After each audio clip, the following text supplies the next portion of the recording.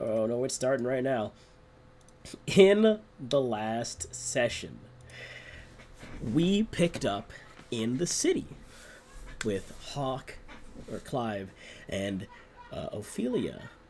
This was just after Ophelia had the talk with her father, and just for Clive's little investigation into the 3 or 4 individuals that pertain to the figure eight killer case and Benny's recent murder that will surely be foretold in the records one day for the 5th time.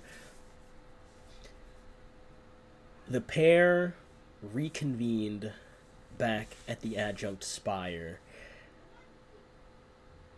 and began to discuss if Ophelia had known any of the people present, to which she recognized from the memories played through Clive's mind by adjunct mind, that yes, one of them was is Ministry Intelligence and had appeared at the Truth Seeker Institute for reasons unknown to her, but that they were definitely part of Ministry Intelligence, which does align with what Hawk saw and inferred from their actions and movements and discussions.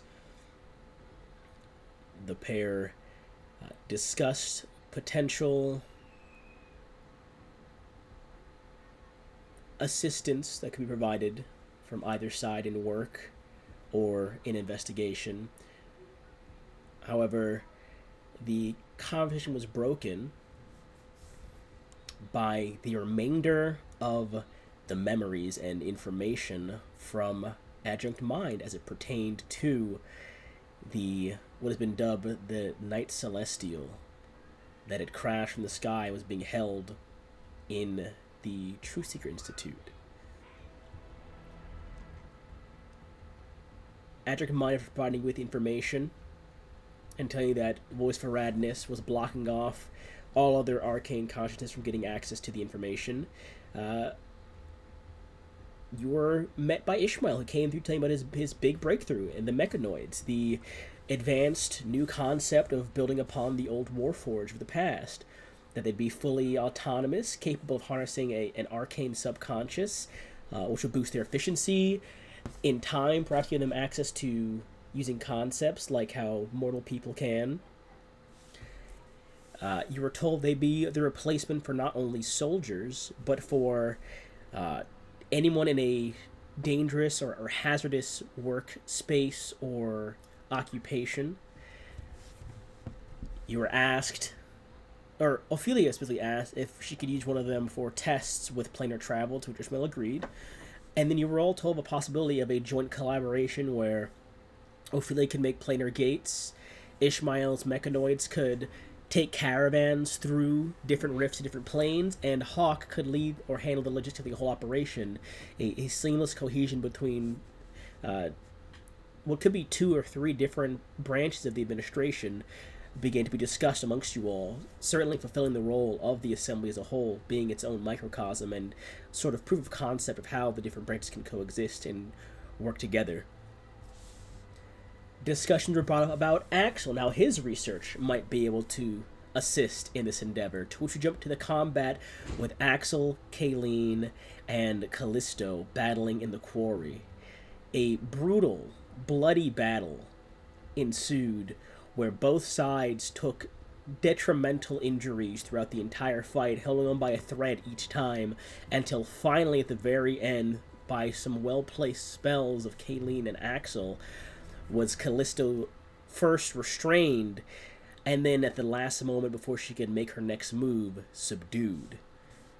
In the process of bringing her out, all those soldiers outside said a man appeared that had really fucked up some of the soldiers nearby, but that he was making no action anymore, but was waiting outside the tunnel for, seemingly, Kayleen and Axel.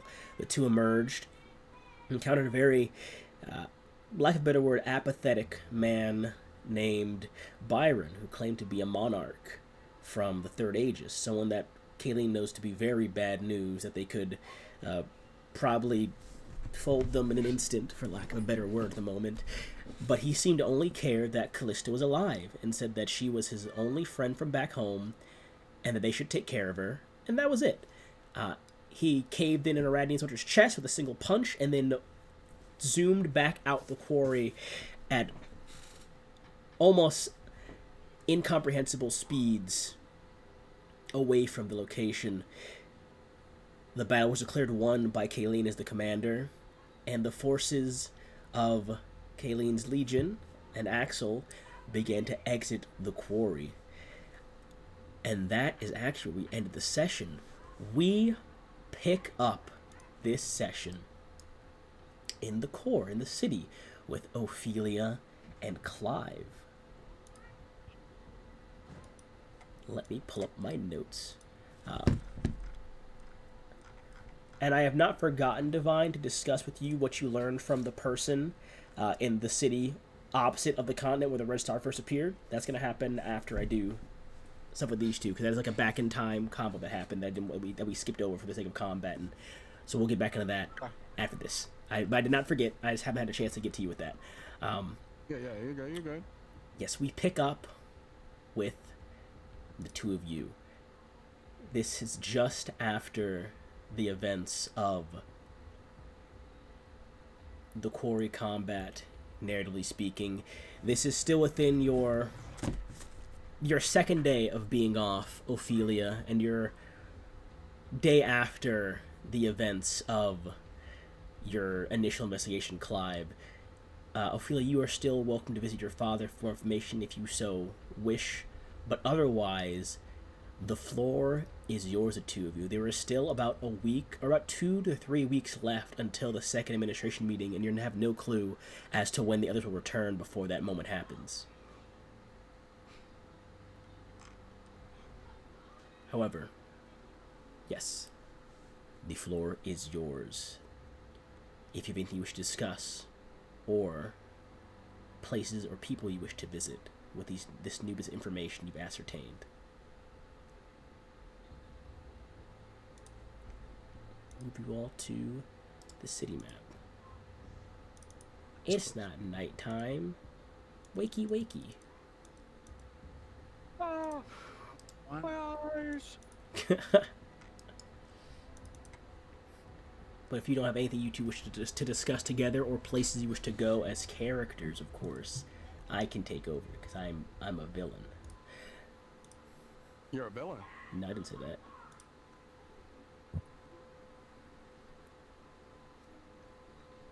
I'm watching you. I feel like it's probably pretty silent.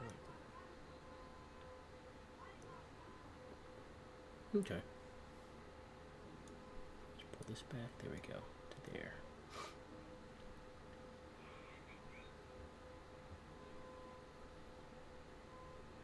There we go. So it's just in the music volume real quick. Very good. In that case, I will kick things off myself. We begin this with Ophelia. I guess Clive as well, you're both present. Okay. But the doors to the adjunct spire, kind of main chamber where all your essentially cubicles are, where each of you work as a collective as opposed to your private offices, the doors open and a pair of ornately dressed escorts walk in. These ones recognize to be the usual protectors of the seats of the high chamber themselves, and you see Heinrich walk through the doors, look around, see just you two in here, as Ishmael is still not present for his own work. But he sees the two of you, big smile on his face, and begins to walk over. Y'all doing alright? Looks quiet and dreary in here. I know there's a lot going on in everyone's lives, but you guys okay? I tip my hat to him and just kind of sit here.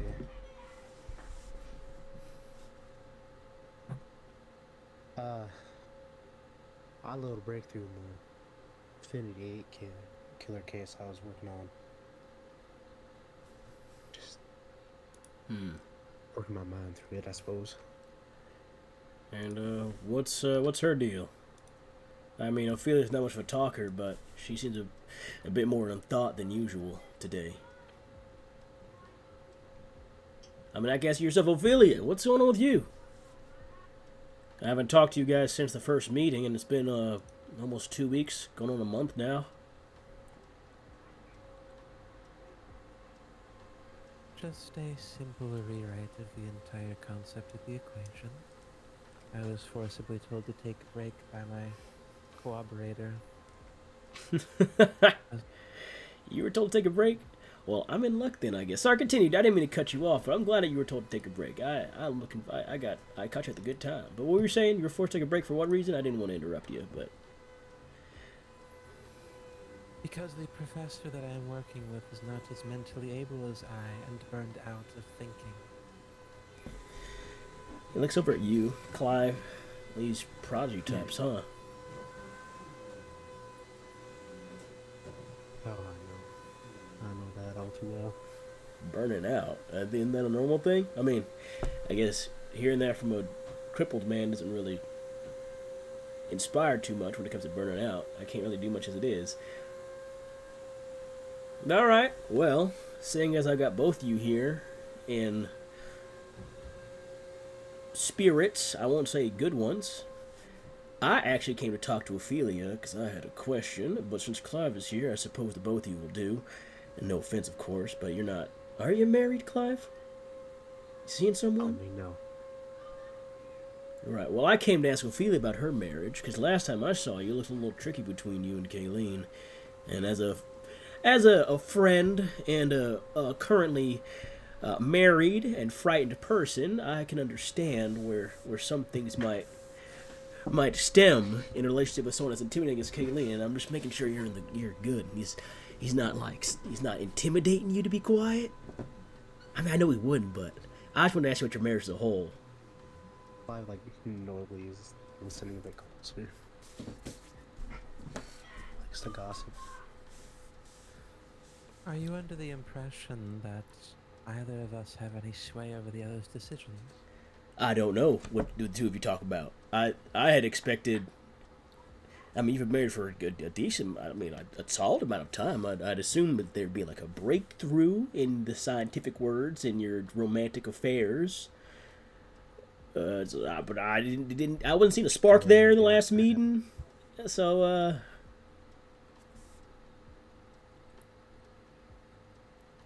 you guys doing all right? This is an interesting thing to observe purposefully, I will admit. I mean, you notice things, and again, married person, I can kind of pick up when things aren't right in a marriage. I think kind of stops for a second and puzzles for a moment. I think I can. Yeah, probably. I mean, I can tell I'm in danger at least. It's like a sixth sense you get. Do you feel danger in your relationship? What? Yeah, all the time. Oh no. Well, perhaps you should solve that before you give advice to someone who has never felt that in theirs. Oh no, it's perfectly fine. It's totally healthy. Don't worry about it. I'm still alive, aren't I? I mean, you are concerned that I might also be. no, I'm concerned that you're not giving your all to this, and I'm trying to figure out if it's a him problem, a you problem, a you both problem. And did you speak with Kayleen on this matter? It's hard to get a hold of the guy when he's currently fighting a war thousands of miles away. And also I've been busy until today, which is why I'm here today. I see. So, spill the tea. If there is any. Is that the right saying, Clive? I'm not... Is that right? Spill the tea? I've heard it around before. Yeah, well, you've been around more than I have. I'm making sure I'm using these terminologies right. I'm trying to relate to these. Are you younger than me? He looks kind of Ophelia. How old are you? Ophelia's 120. Damn. How old is he? Hang I on. know. How old is he? Hang on. How old is he? Heinrich. He's a human. So. Well, again, Iranians age like monks and druids do. They don't physically age. They can live for hundreds of years because of. That's right. He goes, yeah, you're. I got leagues on him. Yeah, he's like, how old are you? You older than me? 120, I believe. All right, you got me beat by about 40. That's fine. That's fair enough. You beat by about 10. Wait, Damn, you're older than me too. Why am I your advisor? Experience. Still new to all this. I mean, To be that honest is with you. true. A lot has happened. So, beyond, of course, me being younger than y'all, I'm also younger because of my old initial abilities I had before I was critically wounded by my now wife. I used to be able to alter the flow of time around myself to an extent. It was like No an kidding. yeah. I mean, I could do it now, but it might put me in critical condition for the next few days. Well, But how about we don't do that, essentially, I'll do something small because something small will just give me like some back pains at most or something at this point. I don't know actually how it'll affect me. I don't mess with that often. I train a little bit, but it depends. I picks up like a mug. You see him throw it up in the air, and then like without moving any muscles, you watch the mug kind of like fall normal speed and poof, slows for like a few seconds, and then falls again normal speed. I used to be able to do that with like everything in like a 100-meter radius around me. Well, I'll be. It's concepts, man. Whatever this Aradness stuff is the real deal. I didn't know what it was back then, but it's the real deal. And then my wife stabbed me through my chest, and I almost died. And I'm pretty sure most of my powers are being used to make sure I don't die anymore. Actually, I think slowing down the rate at which I die, which is why I can't use it properly anymore. Because if I stop using it for not dying, it might. You see what I mean, right? I do, yeah. Anyways. It's, I went on a huge tangent there about that stuff, about why you're older than me. But despite being older than me, technically, I do have a bit more experience, yeah, because I have messed around different times, and not like times like that, but different places at different times. But because when you send someone to like the Fey place or whatever it's called, and time's different there, I could make sure time didn't work differently on me, or I could choose it. Anyways, how is your marriage? I could ramble forever, but I need to get back to the topic at hand before my guards pull me back to work again. I've got like maybe another 30 minutes or something before I'm gone again, and then I'll be back in a few hours. But how is your marriage? Is everything good? Is it healthy? Do you guys love each other? Is that like a thing between you soldier science types? I'm not sure that I understand why you're bringing up the small talk. Oh, I mean, you got me there. Well, a little small office talk ain't hurt nobody. Go back on the road, me and Benny used to get into all sorts of little, how do you put it? Sorry, my throat's dying. So this is common in other fields of the Spire? other fields. I think it's just common amongst people that are friends with other people to ask how their lives are going. Typically, That's a better way to put it, I feel. like, Is it? yeah, I mean, you guys. Am I not your friend, Ophelia? I consider us friends. We've gone out hanging out, like once or twice when I'm not busy.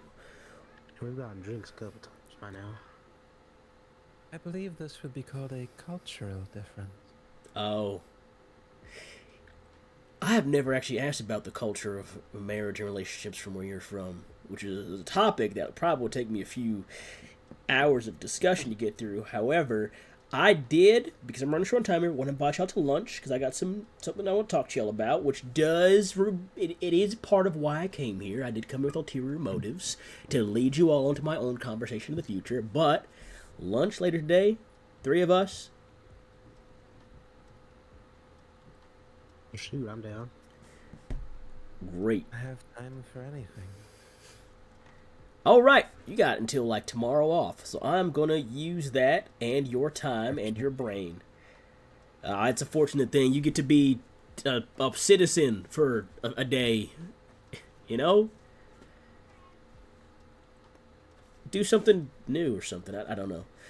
One of the guards kind of taps on the shoulder. Yeah, all right, okay. I gotta bounce. I got meetings to go to. A lot's going on with this new age, new era stuff, and so us advisors are. And I know I don't seem the wisest guy, but I try to keep it social. However, I do have people I need to advise on a great many things moving forward. It was good seeing you, regardless. Yeah, good seeing you as well. Lunch. There's a. I'll have my arcane conscience will reach out to you guys and tell you where to meet and what time. Clive will just nod and give a thumbs up. Leans over to you, Clive. Try and get some more information out of her. Oh, don't worry, that was my plan. All right, I'll catch you two workaholics later. And he walks out the door with escorts in tow. Clive just kind of leans back in the chair, kicks his feet up on the desk.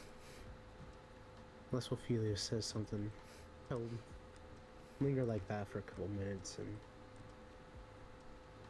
so, anyways, what is the marriage thing between you guys and your culture?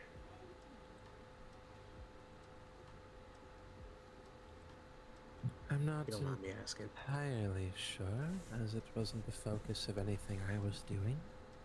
But from the way that my father speaks of my mother, I'm sure it was a very close and intimate relation between two individuals. Alright. Oh boy. So did... Oh, how to put it? Like, how do you, like, court her, so to speak, I guess? I don't know. Or I don't remember.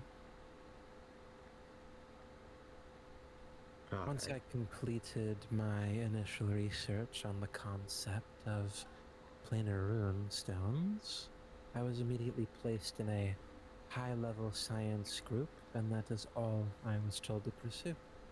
And Oof.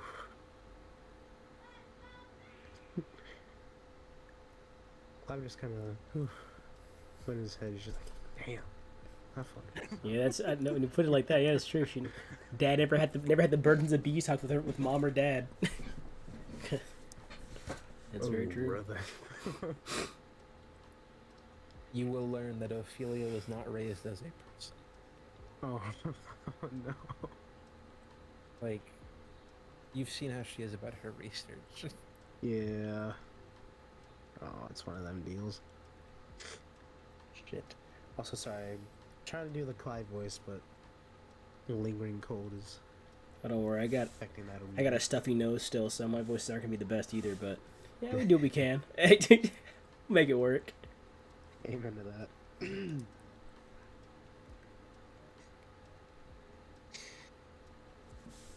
I mean, between you and Kayleen, have you ever been interested in trying to get closer to him? I know your circumstances are a bit odd with that one, but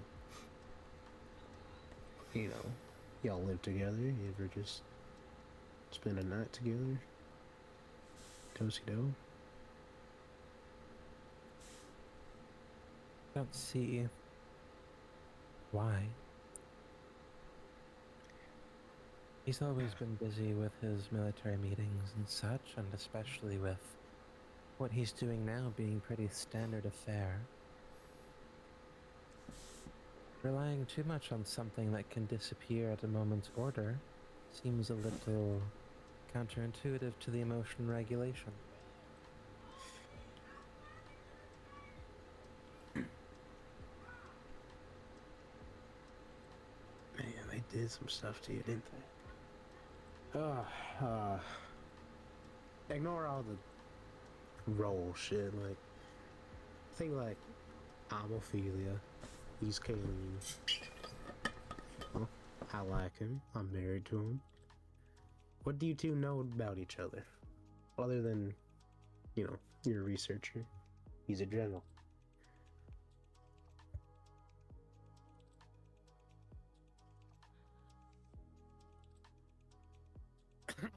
DM? No, that's up to you two. That's up to you two. It's personal stuff between Kayleen and you. Whatever Devin would like to reveal right now about what you two know about each other. Oh, honey. Yeah, whatever the two of you wish to in this moment say, you know about each other is what it is. That is completely between the two of you. Allow me to ask him, and I teleport away. Wow. Well, all right. No. I have no idea. I probably don't. I think this is lore accurate then. I think having no I'm idea is pretty lore accurate. I think at most I would tell you that he's a tiefling. Like, I think I agree with you. I feel like Kayleen would be like doing a lot of special missions and not home as much as she should be. Okay, wait. I'll pull out one specific detail. Okay.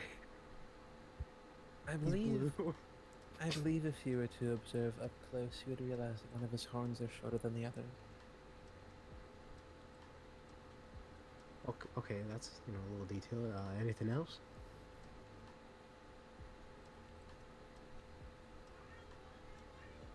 What more is there? It's no. Kayleen is simply the tiefling general of Eretnus. Alright. I think I'm starting to see where the problem lies. You, Miss Ophelia, and I don't mean any harm in what I'm about to say. You are way too role-oriented and work-focused for all this. Tell you what. Let's go make a reservation. Nice little water restaurant, whatever you want to call it. When he gets back, you two just celebrate, spend the night talking. Not about work. Not about work. Just two people getting to know each other. How about that? I think that's where this whole ice cold relationship therein lies. It started off as a business and You seem to be forgetting a detail as you speak. I forget a lot of things. Or perhaps it's an assumption. Probably too. But Kayleen acts much the same way towards all of it. Who are you to believe that he would go along with something so casual when he has his own work to do as well? If you believe this is one-sided, then I think you come from predetermined notions based on your own experience that do not reflect mine or his. Clive just kind of points a finger up, shakes the hand like, you make a very good point. I was gonna get to that. I appreciate you bringing that up though. I'm gonna try and work my little Western magic with him too and, butter up the lobster, so to speak. I get him drunk. Maybe that'll open up a That'd be little bit. interesting. I'm just saying, it might be a start. You never know. I think Heinrich had a point, though. Y'all seem, I guess distant is a way to put it, but this is probably a further discussion for lunch, don't you think? It's very funny that you're asking me that when you're the only one continuing it forward. This is true. Wow. If you have places to be, you can just attend those places. I don't need formalities for your leaving. I have my own thoughts to keep me company.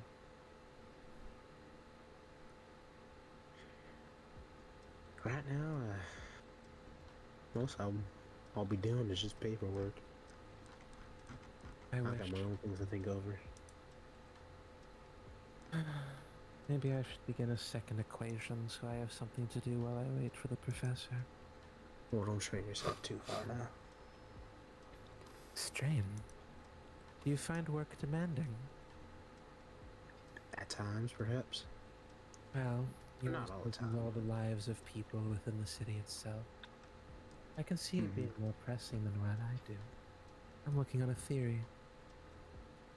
Oh, that's right, all your mathematics and equations and all that. See, this is why I got into like police and business. I never was good with numbers too much, but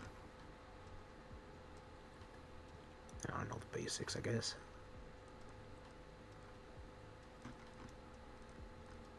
I see.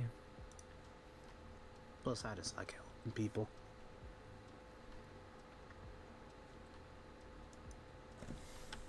I mean, all those old stories about, you know,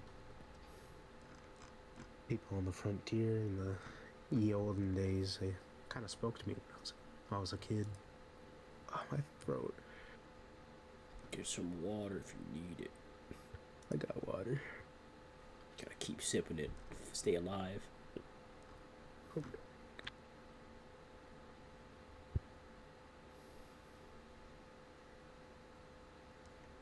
mean, why do you think I wear this this get up all the time?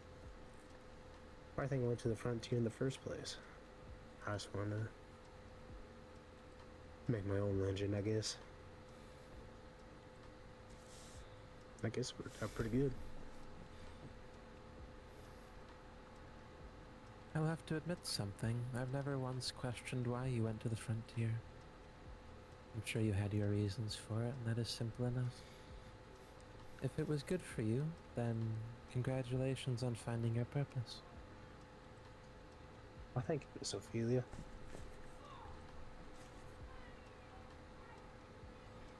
Kinda... I don't know, kinda just felt right, I guess.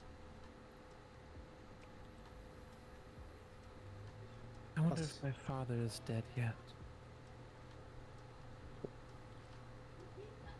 Beg your pardon?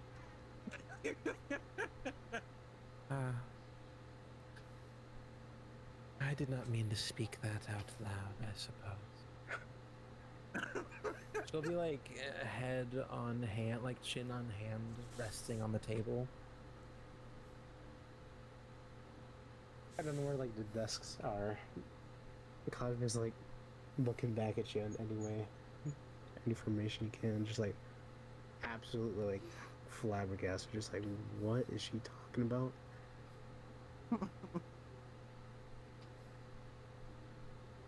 Is it, your father? Is he doing alright, or? It Not depends doing on good, how I much guess? he's cooperating with the current...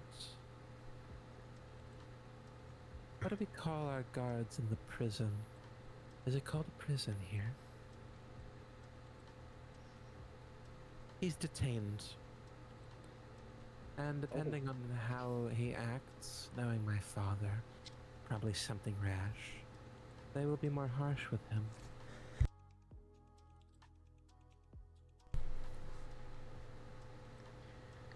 Well, see. Sorry to hear that. I don't know what all the I don't know all the goings-ons about how prisoners are treated too much, but assuming he's, on his best behavior and... Prisoner of war, to be exact. Oh, all right. I just kind of scratches his head from under the hat. Just like, oh, yeah. But Worse. he's faring quite well for the fact I believed he was already dead. Oh, that's good. That's a positive, I think. I don't know anymore. I really don't know how he survived that raid. But this is all unnecessary small talk, as per usual. Right. I really need to find more things to do around here. You wanna go like shopping or something? Take your mind off work and equations for a minute? Shopping for what? I don't know. Window shopping, just walking around, moseying. I don't need any windows.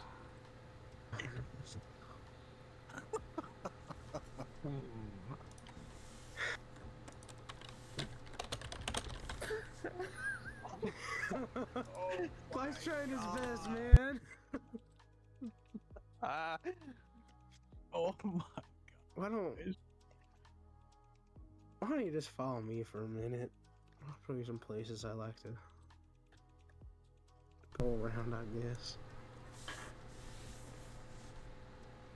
Fine.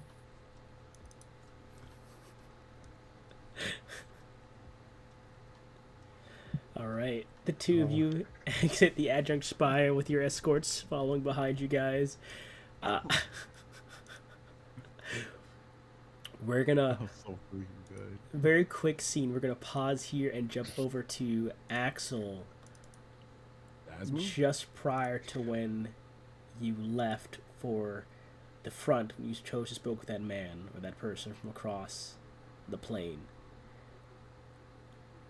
So we jump back about a week. Wrong song. Before I start playing some crazy shit. We jump. What do you mean? Nah, bro. What you mean by that, dog? We jump back like a week. Axel. Yeah. This is, of course, going to be the abridged conversation. You're welcome to ask any questions back. I'm going to be doing a character voice pertaining to this, but... So you're welcome to ask questions back, of course, and I'll respond to them. However, the information that you gather... I'll play this song right now. From... And this was from the city closest to the Renton incident. This is what you gathered before you left. This person saw something suspended in the center of this red sun for a brief point in time. It appeared as if it was an origin point or center of the sun, like it was an object, like a source of the center of this random sudden star. When the sun went out, however, this red sun, when the star went, it vanished, the object began to fall like a comet, but it gained speed like far too quickly. As if something was off with the momentum of how fast it began to fall. And it was during this time that some people around the area that witnessed this began to feel uneasy. Some felt suddenly mentally enlightened. A handful said they heard hushed voices speaking to them, but it was very faint and they could not make up any words. And this led people to believe that what fell from the sky was a deity or a spirit of some kind, which they believe, from their knowledge, would also explain the slower response time to when they called for Aradnian assistance. Which you did hear, Aradnis was slow in allocating resources to the location. And the joint conclusion between you and this person was that they were prepared to confront something divine or primal in nature. There is a bit more that was discussed that states that as the object fell and gained this sort of unnatural momentum, when it reached the zenith of its speed, or the speed traceable by the human eye, or any kind of perception by that matter, that zenith of speed led to the sun being blacked out for a moment, and then the object essentially flashed from the sky and crashed into the ground. And then you were told that Truth Seeker Raquel, that her team has control over the monitoring of the anomaly, and that she's charged her trusted partner Zarius, to lead initial analysis, and that he'd be the best person to speak with in getting any further information whenever you return from the front.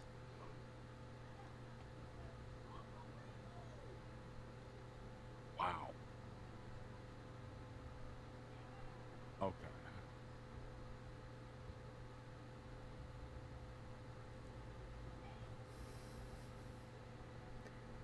And that's what you have got from this person that witnessed the red star appear. Okay. And of course, you are free to ask any further questions if you'd like, or we can leave it as is and move on to the next scene. Let me see.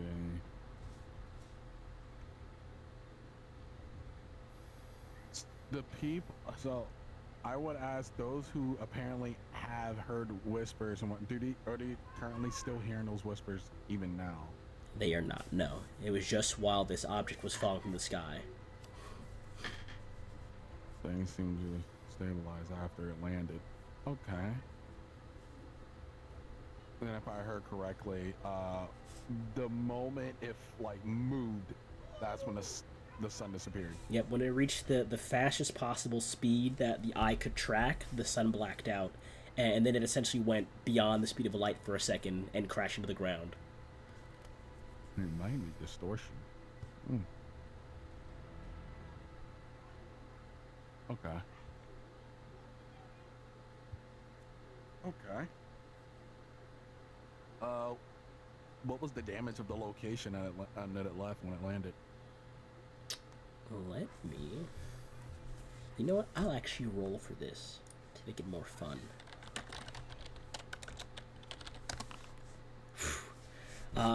You would hear that about half of a small island was destroyed from the impact. Good gracious. Okay. And it was just the being, nothing else. It wasn't in anything, it was just the being itself. All you know from this person is that Akale's team, specifically Zarius, has more information, but anything that the others have learned from in the city, you have no clue about. They got more information from Ishmael and from Adjunct Mind. All you know is that an object fell from the sky, crashed into the ground, and now Akale and Zarius' team have control of it after all the weird anomalies around it happened. Gotcha. Because then shortly after that you left, and have not gotten any updates since then, like they have. I'm trying to, like, I think back, like, towards my, not really premonition, but my split vision I had, when I was seeing various things, and it seems everything is, like, nothing new has happened, nor is there any, like, big information or anything I forgot. I think I kind of I asked the questions I need to for this one. Oh. You know, I will ask, was there any other anomalies or distortion in the area? I'm just talking about in general. Go ahead. People saw like two things at once, things that they thought happened but didn't happen, anything like that. Go ahead and roll me a d20, please. Ready?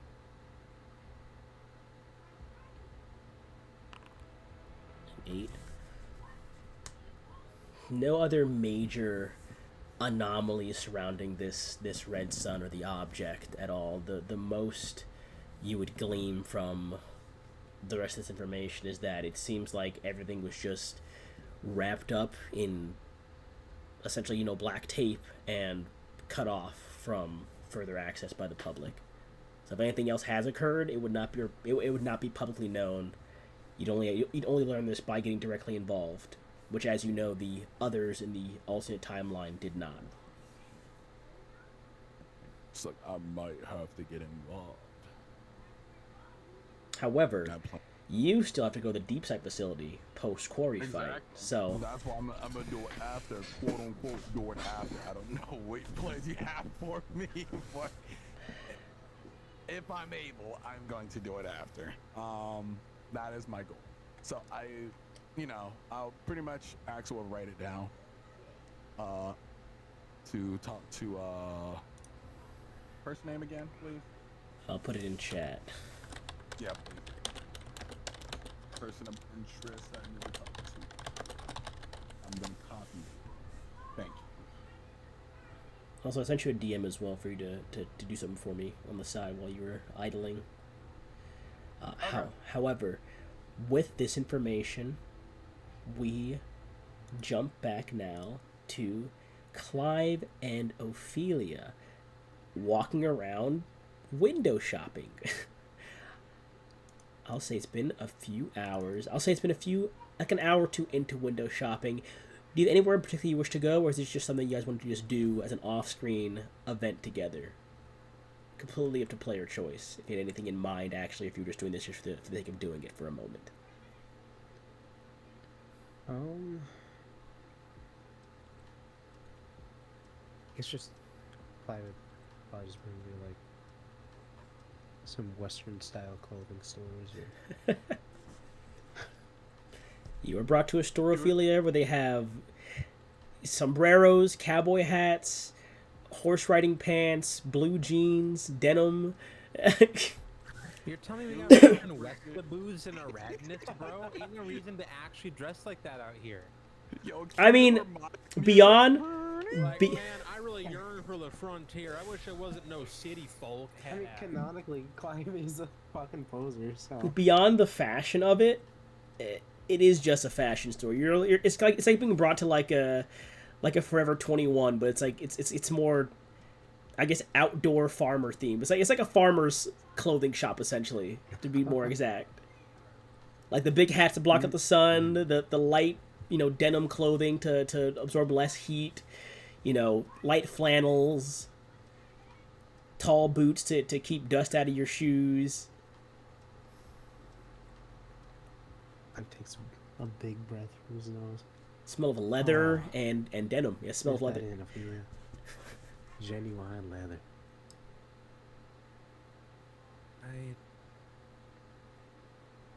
It's clothing. I think it's good fashion myself. This is where I got most of my outfits from. Tailor made, of course. Let's do a little cruising. Maybe we can Underbreath spruce out. tailor made. That's crazy. I tried to not laugh. Tailor made, of I course. tried to not laugh when I heard that. I'm like, he got custom tailored cowboy clothes. Of course he did. Baby seal leather boots. Oh my gosh. See if we can spruce up some of your outfits here. Of course, like I said, if you want something tailor made, your measurements or whatever clothing style you want, we could probably get that done for you too. I'm not interested in being that involved. I will see if anything looks comfortable. Comfort's always good too. An Ophelia fashion montage in this store. Of course. 10 billion commissions. Do the freaking music as she tries various outfits. While Ophelia is trying on clothes, at one point she's in one of the changing rooms, Clive. What's your passive perception? Oh heavens, one sec. Oh, heavens. Oh, perception. Great heavens. That is a 23. 23. I'd say not. I guess how does passive stealth work in this game? I'm guessing it's probably still 10 plus. Is that? I wonder if passive stealth beats passive perception. If it like actually works that way. I'm gonna probably flavor it that it does. 'Cause I think it's funny, but I'm gonna check anyways to see the passive stealth of this person just in case. Said 23. Yes. Barely, just barely. Not trying to hide, but you spot the quiet, graceful movements of Demetrius waiting outside, or not waiting outside, but walking up behind you in the store. And you notice as well that as he enters, there's someone with him, and much of the store almost seems like it's been muted in sound and vision as he enters. And he's coming in your direction right now while Ophelia's still getting changed, but he's not, inherently trying to sneak up on you by any means. It's just him and a second person walking up. Looks to be a younger woman as they both stride in your direction. I will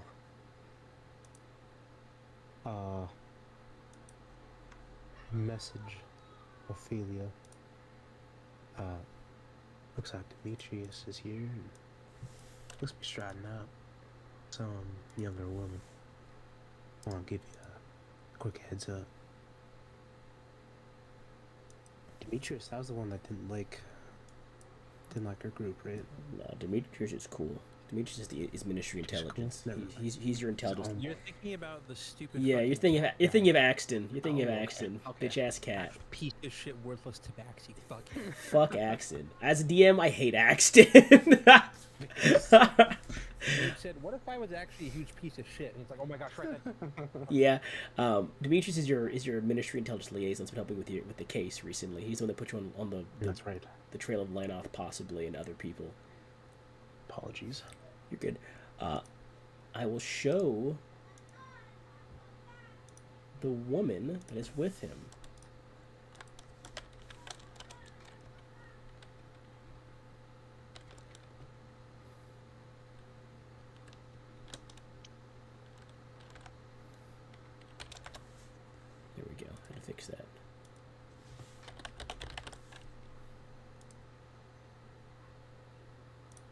There she is. I had to find her token. I had to find the folder she was in. There she is. Oops. Click. There it goes. Right click. View character work. There you go.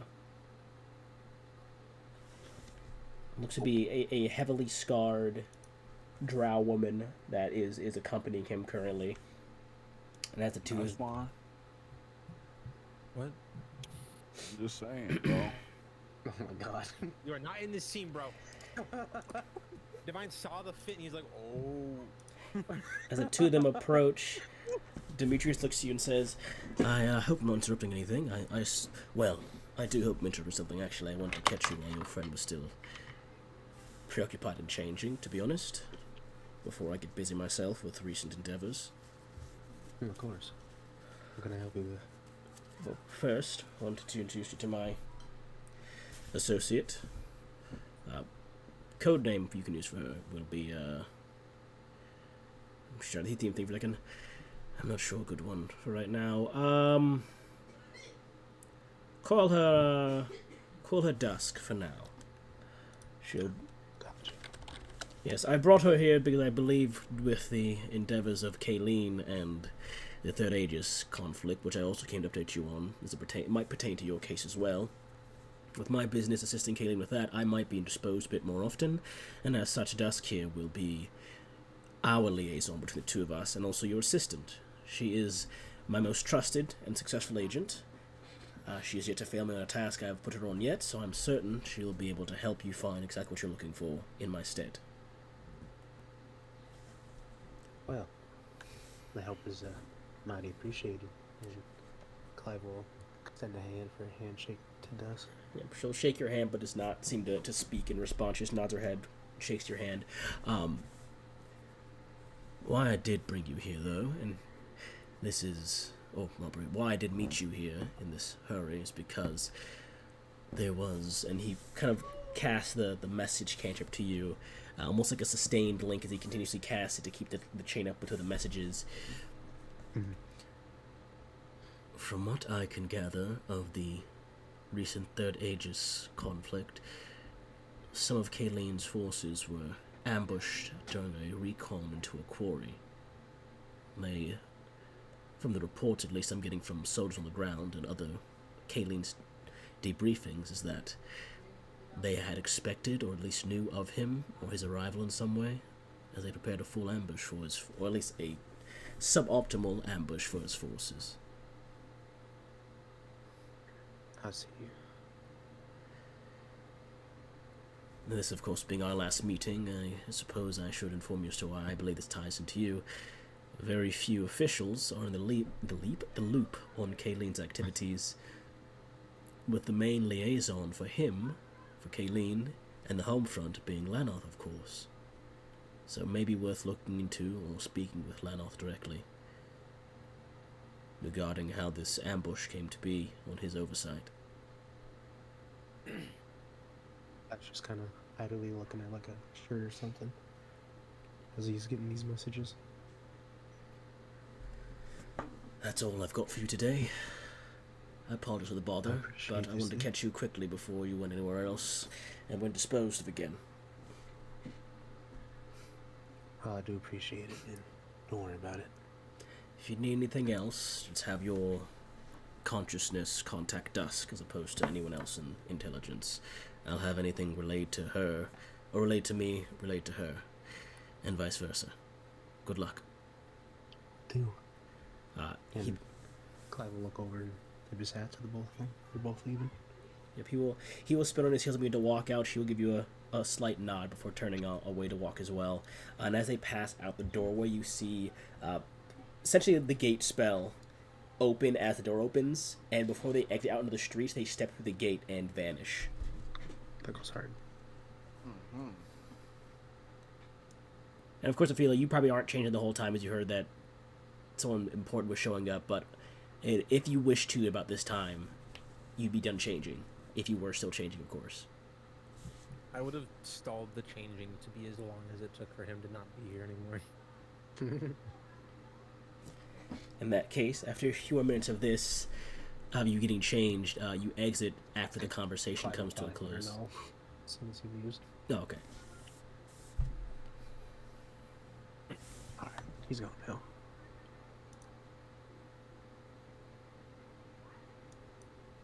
Back to this song. But if you two will just be getting changed, I will jump over to back to our Warfront gang, specifically to Axel being dropped off post whatever combo he and Kayleen have in a moment here. So we jump now. I'll put you back on the actual core map for right now. We jump back to the core map here. The fighting in the quarry concludes. Kayleen and Axel, the two of you and all your injured and living and deceased soldiers are brought back on board the Citadel. And you drift a bit near the quarry site to keep an eye on things, but up and away from the ground post-deployment. You two have hands on Callisto, who has been put aboard the holding cells of this Citadel. Like I said, they better take care of her, bro. I don't want that guy coming back. Yeah, Speaking I'm of- gonna usher a couple of soldiers over. They approach.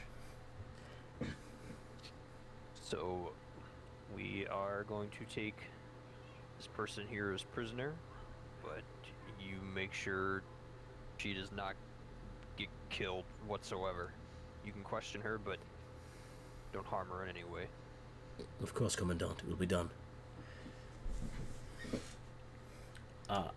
Also, what do you want to name your Citadel? You can name your Citadel if you'd like. It is yours, actually. I have no idea. I've been thinking since like the first time you told me. I have no good names that have come to mind yet. It'll come to me. Don't worry. All right, I was just. Well, say your name again. What's your name again? It's Kayleen. Kayleen. Regardless, you and Axel sit essentially in the infirmary right now, healing up, as you are sitting above the quarry. You three, actually, I wrote it up. It is you and Axel, Kayleen, but also a bit off to the side where your bed is your second in command, who is also ambushed alongside you guys. Leyland is also laying in one of the beds as you're all recovering in the infirmary, in like the sort of command infirmary together right now. I would be telling them the story, exaggerating how I was turning into multiple dinosaurs, even though I only turned into one to fight. He's like, very impressive. Should I call you Sir, Axel? Or No. Just call me Axel. very impressive, Axel. But Thank you.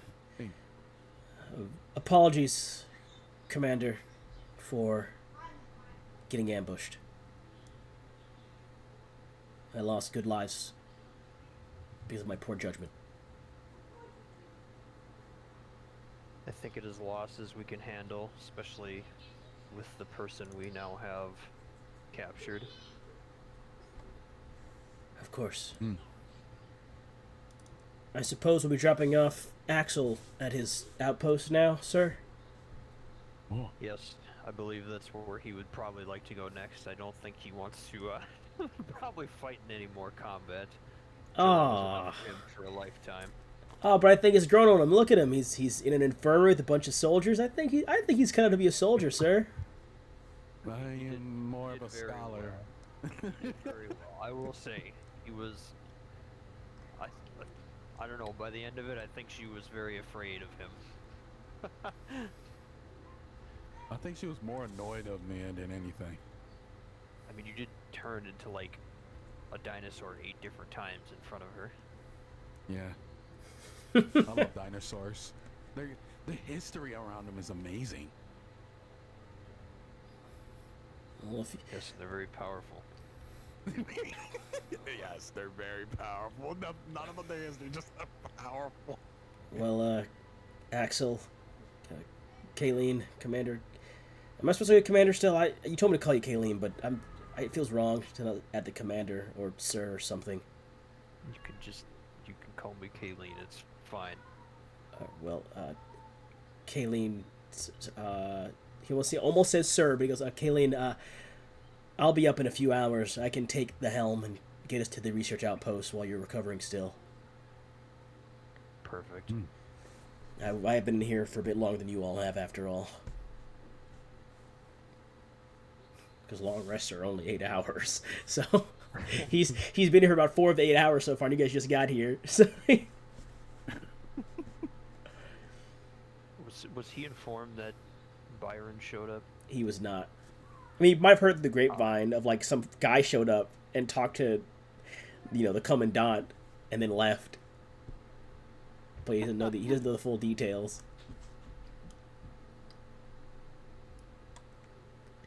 I'm just gonna be like, those monarchs are crazy. Excuse me, the monarchs. You seem kind of stopped looking and being to think. The guys that lead the Aegis, sir? Kayleen, the guys that lead the Aegis? Those guys? Those monarchs? The ones we were told to not engage with? You fought one? And you're alive? We did not fight one. No. I don't think we can ever fight that one. We did have a small conversation with him. Every time you bring up a new story, I'm impressed, honestly. I already admired you, but you spoke to a monarch and walked away?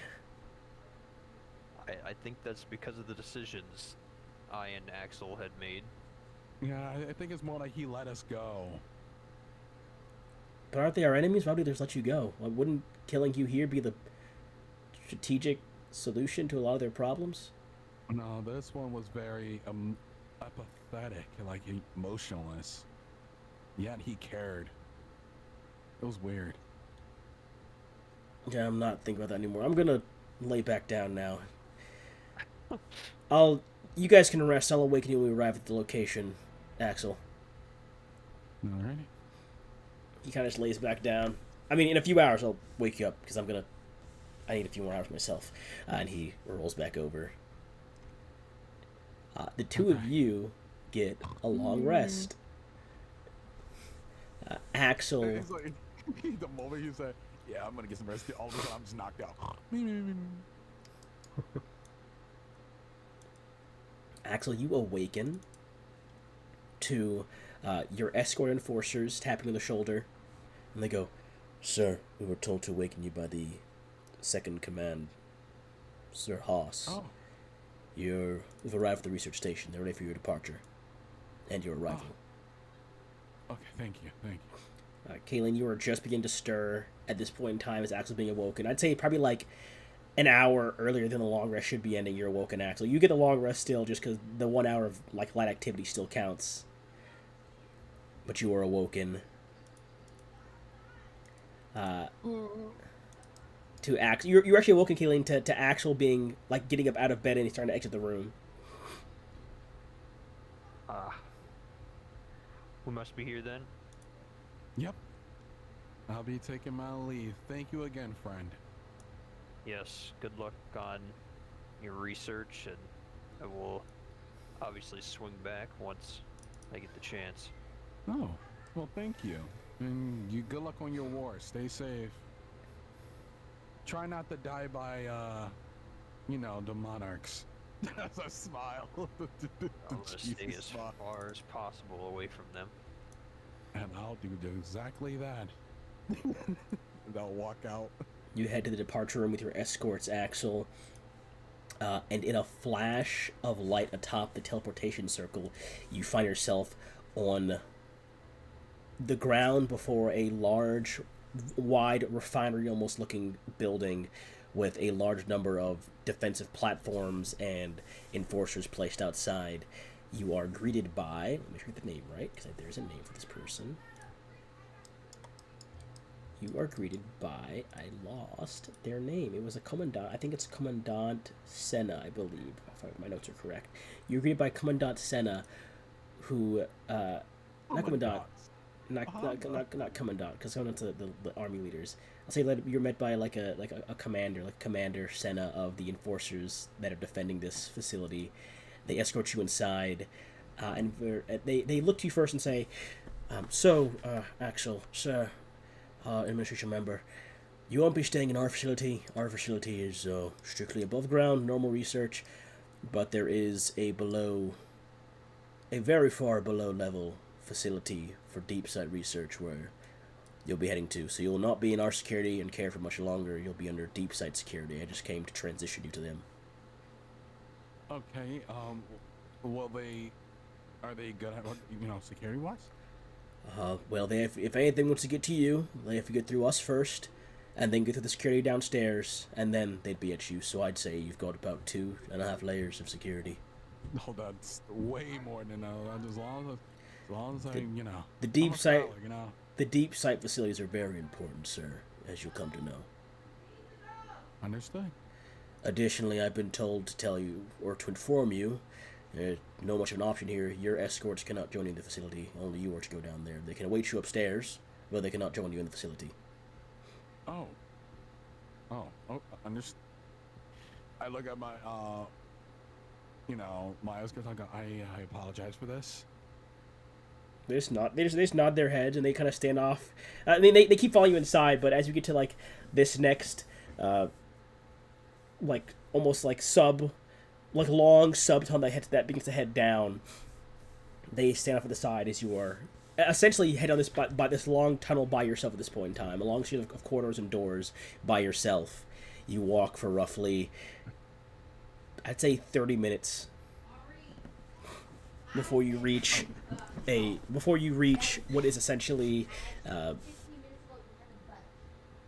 not a television circle, but very similar to what Demetrius did in the other scene. It's a gate that connects an open door to an endpoint that's currently persistently sustained and active. Gotcha. But unlike the normal spell, this one isn't dissipated. It's just a constantly active gate between two places in this facility. Okay. And as you step through the gates, you are greeted by lightly armored. Actually, I should have their tokens. Oh. Here we are. You are greeted by this woman here. Mm-hmm. And accompanying her is this woman here. Looks to be one of the enforcers down here, wearing much lighter armor than usual enforcers wear. No helmet, lighter torso, and I mean, granted, they're not going to be frontline fighters. They're not expecting to defend prisoners or fight against soldiers. But the first woman looks to you and goes, "I'm facility manager Onra of this deep site lab. It's a pleasure to meet you. You are Axel, correct?" Yes, I am, and it's a pleasure to meet you. Yes, welcome Pleasure to meet you to... both. Oh, this is our head of security, Laurie E15, an enforcer. We've just come to escort you to your work areas for the next however long you're here. But please, deep site facility Deadlands is at your disposal. I have a team already assigned to your assistance, and your lab's being set up as we speak.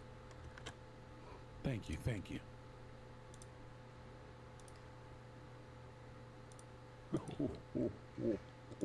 Rubbing hands together. I'll play this one. You are led inside this facility, and this is again for the sake of early bits of time before you get into your own research. Before I jump back, additionally, something connects to your mind. An arcane consciousness connects to your mind. It's a very warm, almost burning sensation at first. It begins to spread and dissipate across your entire body, this warmth. And you hear in your head, "Well, hey there. Name's name's Sunspot. I'm the arcane subconscious of this facility. If you need any assistance, please do let me know." Oh, nice to meet you. Pleasure to meet you too, Axel. If you want to contact anybody, I'm your guy. I can get in touch with the court at a moment's notice. Ah, yes, thank you, thank you. Wait, he just said go as in like to Yeah, my friends on the other side? Yeah. I'm going, I go, oh, speaking of that, can you give a message to my friends? Or wait, can they like straight up connect me to them? Hold Oh on. yeah, absolutely. Anything you need. The only way to contact people on the outside is through me in the first place, so whatever you need, I'm here to assist. That's my job after all. Thank you, friend. I would like to contact. What was Clive. Oh, Clive just said BRB a minute ago, so I'm not sure if he's here right now. I'm reading the chat. Clive just said BRB. I don't think he's here right now. Well, I've got a lot of tasks to carry around here. I'm not as strong as a normal arcane consciousness is, but I've got my own tricks and things. So I'll be here and there and around in all the labs and all the places. If you need it, just say Sunspot in your head or out loud, and I'll be there to assist you. Understood. Thank you, friend. Of course, not a problem. And the warmth begins to fade away from your head, being like a faint warmth. It's like a faint, like total body warmth, but overall the hotter sensation fades away. And this right here will be your lab. You have been assigned a very important research team. They are called Research Team Delta 7. They are a team of specialized temporal scientists and mages. They have been working on devices that can isolate someone in a pocket of space and time. It should be from what I'll let them fill in the details. However, they are a specialized team of time-related minds that should assist you best in your research. I look super like happy, ecstatic. You know, I go, oh, thank you very much. That is exactly what I need for my research. I am very thankful for that. Just follow along with them to get the lay of your daily schedules and routines. We are very punctual here. We work on very specific times. If you miss a frame of time for food, you simply miss the frame of time for food, and it's a personal decision you have to live with.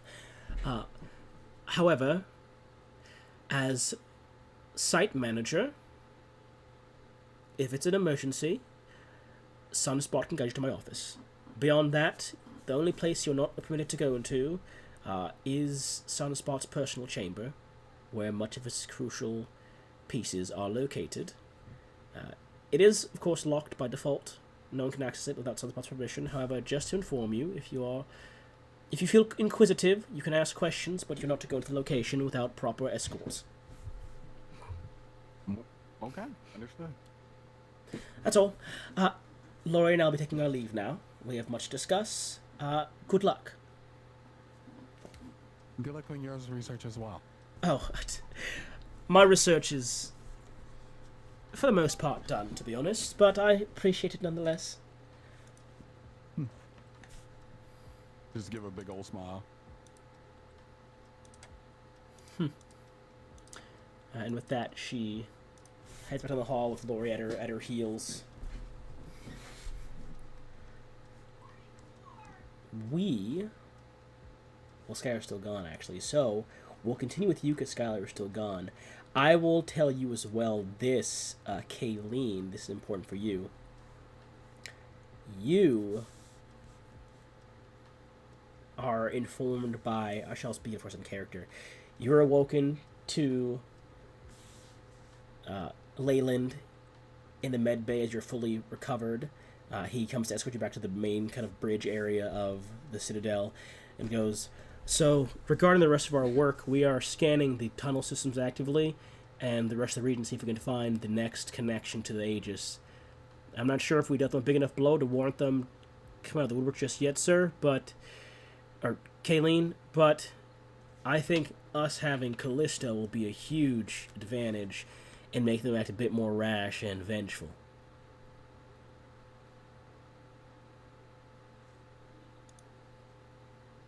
Muted. I was trying to toggle muted. You're good.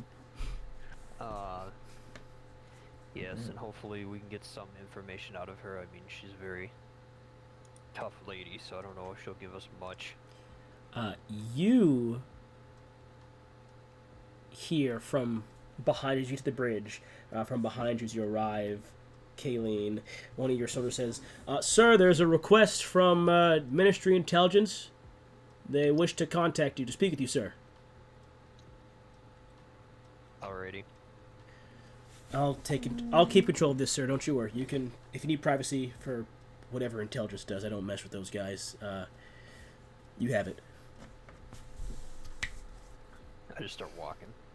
You head back in the hall and get a communication from Demetrius, who speaks to you and plainly says, I have seen your post-battle reports from your soldiers and your officers and your second in command.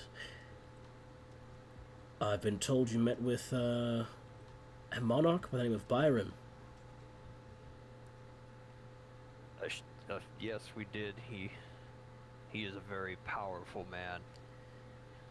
Yes, it is rumored, at least from my sources, he might be the strongest. I mean, it's rumored, of course.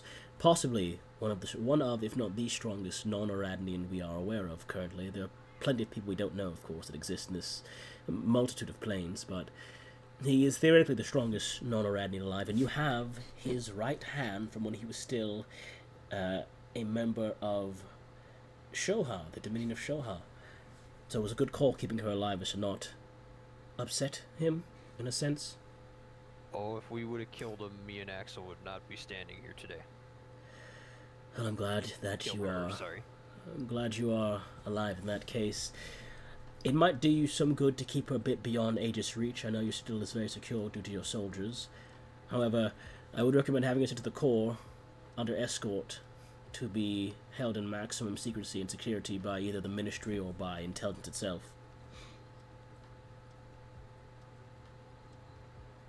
I mean, if you guys are willing to take her as prisoner and yes, keep her secret, that would be fine. But like we've said, we cannot let her get hurt at all unless we want probably be killed immediately. Having her killed won't happen. However, I can have my men there to transport her this evening if you wish to take your own time to interrogate her. However, of course, sorry, continue. However, of course, as part of our deal, I do have information for you. But first, continue your statement before I get into my own spiel. That is fine. We'll do some small interrogation on while we're here, and then yeah, if you're willing to escort her back. I will have a team of my most trusted escort her back to Ministry Intelligence for holding. She'll be held securely. There are, of course, all troubles happening in the core, as you know, pertaining to this murder case your friend Clive is investigating. So, secrecy is very important for moving important peoples like her. But, as part of our deal, of course, being intelligence in your ear and supplying you with important, relevant data, there is another rumor that the Third Aegis is recently allied with the nobility or the noble house of the Fire Plane, and that much of their enhanced items and equipment either come from them or from some unknown patron that has been providing them with cursed items.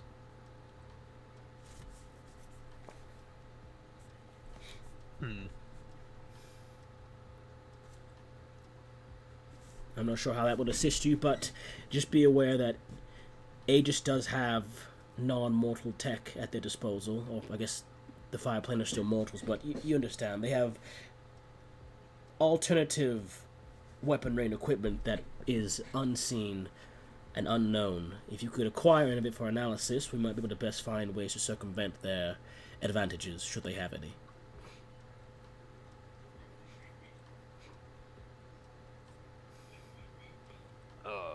We'll be on the lookout for them if we come up to any. Very well. In that case, I will leave the rest of you to it, and my men will be at your location to escort Callisto back in the evening. Just have your officers be on standby to allow them transport in. Alright. You would recall from analysis on the field that almost all of Callisto's equipment was cursed in some way. Yep, I remember that. Yeah, that's just, right. I wasn't there. That's why I didn't say nothing. Yeah, I'm not what you were currently. That's why we shut it down, so she'd stop making that fucking half damage crap. Super late in the fight, but we jump now to back to Axel real quick. The warmth of Sunspot returns and goes, "Sorry for the delay, friend. Do you want me to get in touch with your friend Clive at the core, right? I just got back from doing other stuff." Yes. Well, If you may. of course, not a problem. Stand by. Clive, adjunct mind comes to you while you and Ophelia are still out. I'll say at this point in time, probably heading out to this lunch spot to meet with Heinrich, because it's about lunchtime by the time you guys finish with your window shopping and your country club clothing shopping, which we'll get into Ophelia buying anything in the next scene. However, Adjunct Mind goes, Clive, friend, you have a contact from an unknown arcane... Oh, it is from an arcane conscious named Sunspot, who I am not familiar with personally, but they wish to speak with you. All right. Patch them through for me, partner. Appreciate it. You immediately are greeted, not with a warmth, with a faint kind of... a faint warmth as the connection is made, and it goes, I'm here for Clive. I've got an Axel on the line for you. Or on the mind for you, rather. Oh, interesting. Well, this is Clive speaking. How can I help you? Oh, well, stand by, please. You two are connected. Oh. Is this working? Axel, I hear you, partner. Hey, friend. So yeah, I made it to my destination. Pretty strict procedures as usual when it comes to these type of labs, I guess. But hey, everything worked out. Doing all right? Yep. Going okay? Right. I took part in the war a little bit, which was a really fun experience. I don't think I can tell you much about it, but just know I kicked some tail as a dinosaur. Pretty cool, right?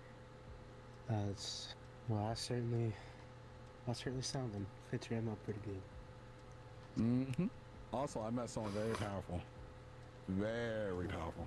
I will talk to you more about that later. It's crazy.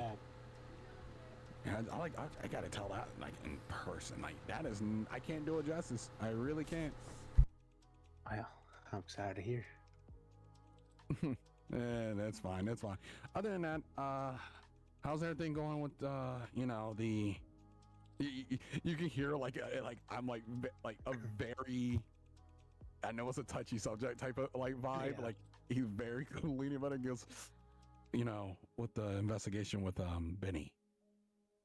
Well, there's been interesting developments. That's for sure. We did a stakeout just yesterday. And mutual friend of ours is giving me some leads on... I don't know how much I can say over this, but well, if you can't talk much about it, we can talk about it face to face later. I'd appreciate that. Before I do any concrete actions on my own, I was like, well, Benny was someone I bounced ideas off pretty often, so. When they get back, we can do that. All right. Yeah, well, that's what we'll do. Well, I just wanted to give you a heads.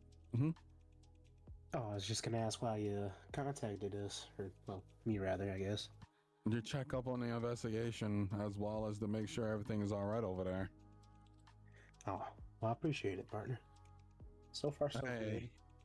Look, I might not be a part of the open up a little bit, but yeah, tough nut to crack. Conversation this morning was mighty interesting. Put it that way. Well, she's not very talkative type, to be honest. No. She is not, partner. Yeah, I had a conversation with her, and I was talking to her about research, and I'll have to say, at first, it was kind of like she was saying, yeah, my research is more important type of vibes, but it was like, I kind of understand her mindset, but at the same time, it's like, wow, I don't think she got any social skills whatsoever. But we're going to teach her that, right? We're definitely going to teach her that. Cool. She might have to unlearn a couple things, but we'll give it a fair shot. Why not? Yeah, don't get me started on our other friend, her significant half. He has some social skills, but he's very strict. We might have to. He needs to loosen up a little bit. We might have to get a couple drinks in him before anything happens there. I'll be honest with you, Axel. Yeah, loosen him up too. Yeah, he definitely needs.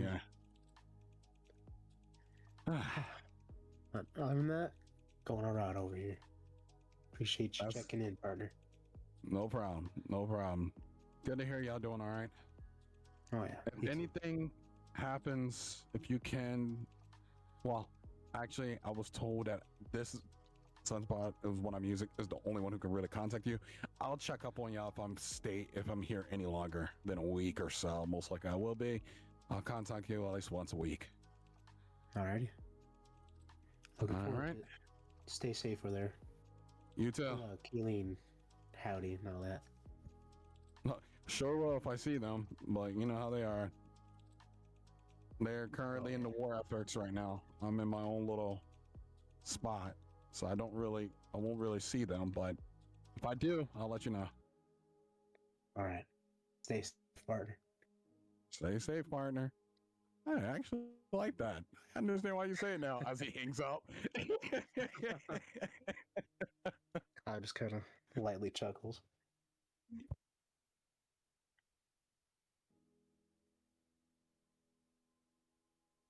And I will say thank you to Sunspot. Oh, really? Thank you, Sunspot. Thank you for that. Of course, not a problem. Glad I could help. Gotta go. See you later. See you later, friend. The warmth fades again.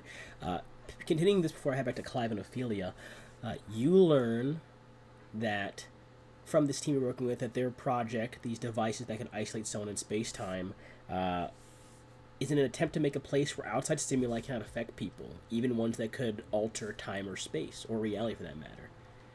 It is an invention that connects to an arcane matrix for stability and monitoring, and bears some similarity to a project that they would tell you their team discovered was done a long time ago by a team named Alpha 10.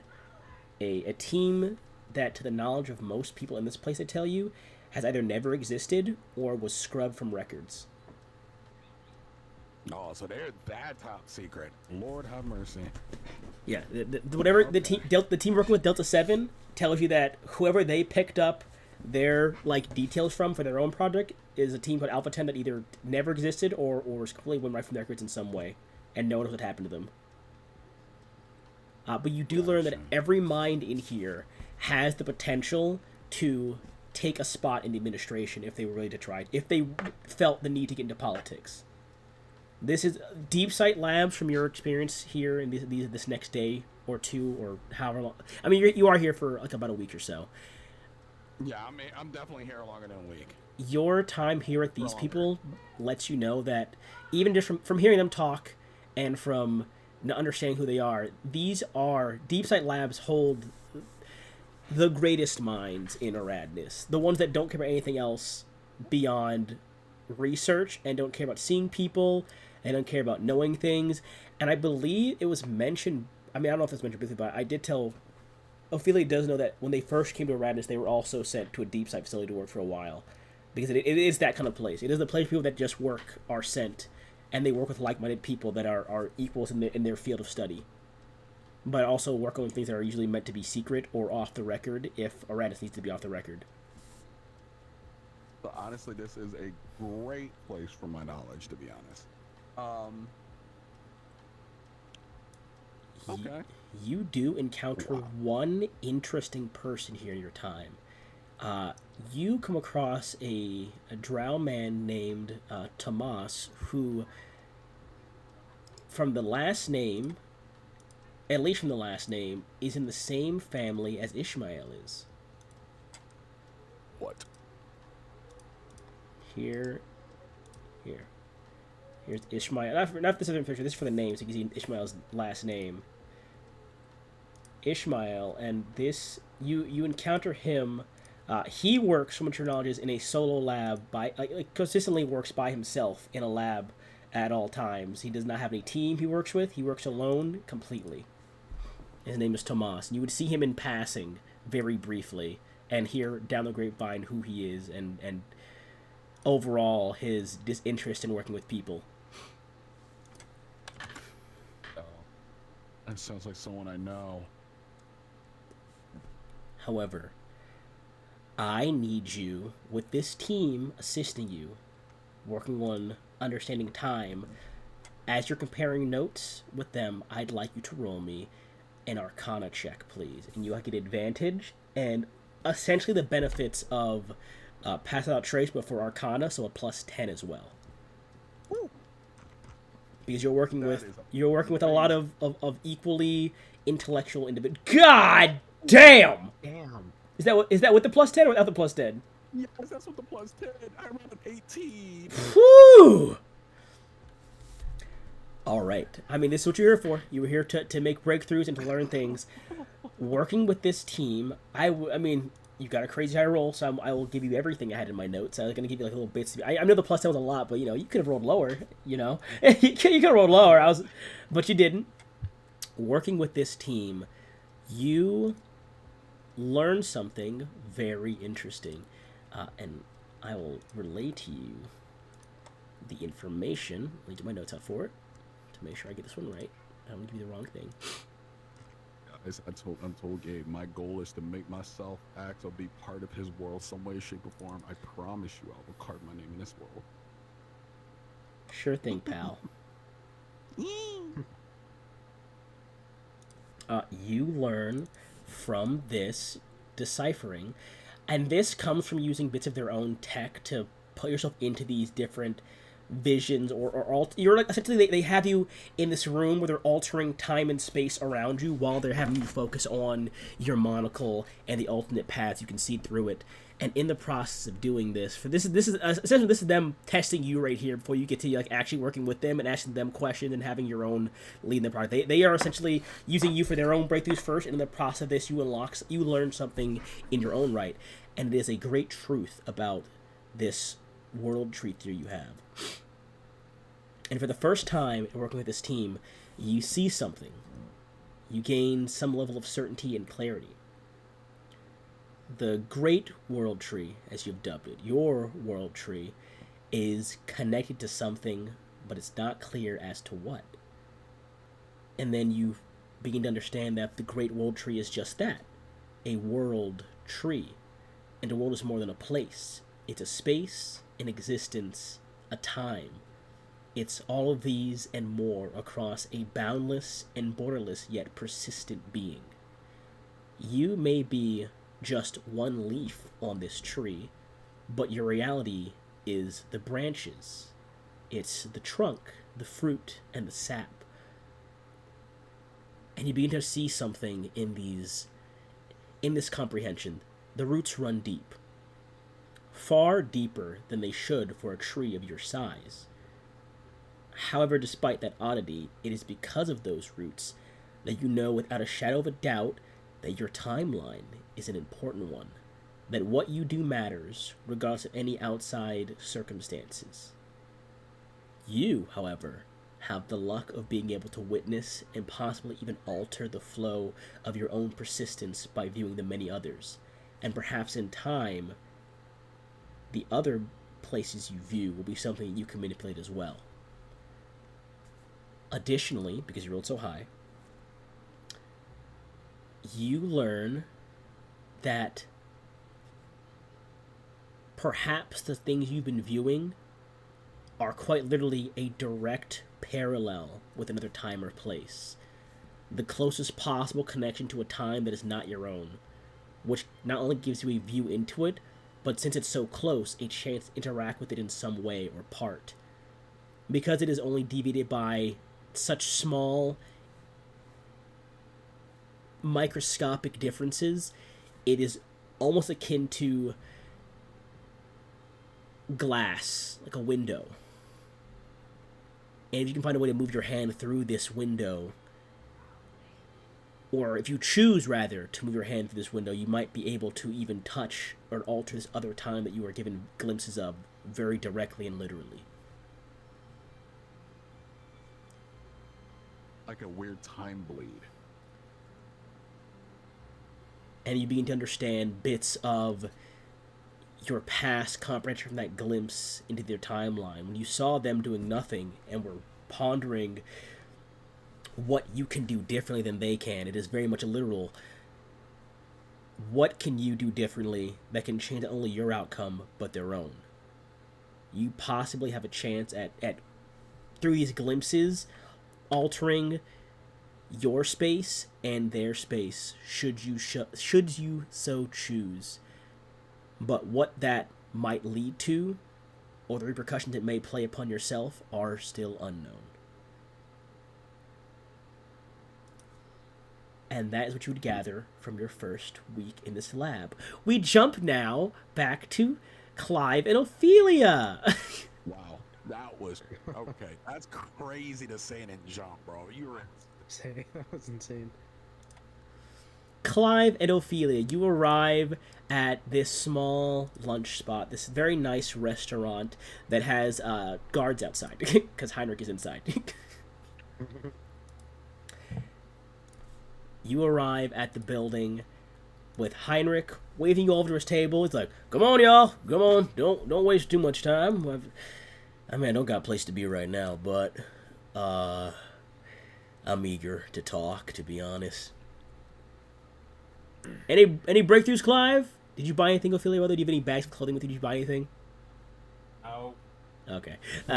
Any breakthroughs, Clive, in our previous conversation? Just kind of thinks for a minute. Just gives a sad, solemn head shake. What? No. We'll try. She's a tougher cookie to crack than I thought. Yeah, we'll try again. Anyways, have a seat. Get anything you want. It's on the seats of the high chamber. So, I know we all have our own budgets per administration branch, but this one's on me. So, go crazy. I certainly will. Yeah. Oh, thank you. Now on to why I brought y'all here. A bit after y'all order, he goes, he's like very quiet, but looks impatiently quiet as you guys order your food and look at the menu and get your drinks. And as you finish, he goes, "All right, now on to why I called y'all here, and as to why there was that preliminary softening you up about the subject of marriage, Ophelia. There is big news that's been under wraps for quite a while. We're expecting in a few months." oh. Bob kind of chokes on whatever drink he was sipping. Oh, getting. Yep. Mariah is expecting in a few months. Well, congratulations, my friend. And that's kind of why I was... Your first one? Oh, yeah. That's kind of why I was hoping... That's kind of why I was trying to talk to Ophelia about her marriage thoughts. Thought maybe she'd have some more insight on... Oh. Yeah, just... It was kind of to ease my own nerves, ask them about their own marriage. Oh, that makes sense, yeah. Looks to you, Ophelia. Wait a second, DM. Yeah. Do I remember the first time you said this? What? The first time I said what? That he said this. About expecting? Wait. Oh, You said this during the meeting? yeah, and his wife Yeah. grabbed him. Yeah. So I remember the first time. Okay, then I'm going to put on a quizzical look while he talks to me. He couldn't tell you the full story. He was like, "I got some big news. The wife and I are..." And then she grabbed him and like dragged him away. You put in a quizzical look. What's your passive perception, both of you? Actually, I know yours. No, yours 23. What's your passive perception, Ophelia? Mine is only... Is that not like written anywhere besides... It should just be perception and then 16. 16. Okay, 23 and 16. Not crazy. He's looking around as he's talking about this right now to make sure she's not nearby. And I honestly, you two, you're the most down to earth person I know, Clive, because you're not one of the brainiac types or the soldier types, and you're married, Ophelia, which is why I called upon you as well. I was hoping you'd be a bit more emotionally, there in terms of romance to give me some advice on this stuff, because I'm not. Not that I'm not. I'm not sure if I'm ready, but also I want to find out and try anyways. I wasn't gonna not do that, but I don't know. You never know if you're ready for something unless you try. I only found out I only found this new horizon that I'm just riding the wave on after my wife mortally wounded me and forced me to take a step back and view, reevaluate who I am, what I've done, and what I can do. And I think this might be doing the same thing again. I might this I don't know if I'll still be in the seats after I have a kid. To be honest, I don't know what it'll do to me. You know, there's a lot. I don't know if she'll still be in the ministry when we have a kid. I know she's the stoic type, but I mean, you guys can't see her emotions beyond the times when I get roughed up. But I don't know if she's got a lot going on beyond the stoicism. I don't know if the two of us would stay in our positions we have when this happens. And I don't know how that'll change our lives. Or I know that I'm ready. I'm pretty certain she's ready and willing to make the change too if need be. But what do you guys think? For the best thing. Yeah. Kids are important. Their growth, you know. It's a big change. You know, it's growing. Gotta be there for them. You know. It's honestly I was kind of like talking in a hushed tone. I'm not sure if you should be talking too loud about this. What do you think, Ophelia? I'm not nervous so much as I'm just. No, I guess I am nervous.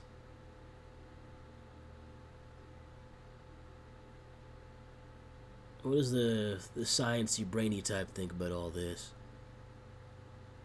Any words of, I guess not wisdom, but any words of intelligence for me?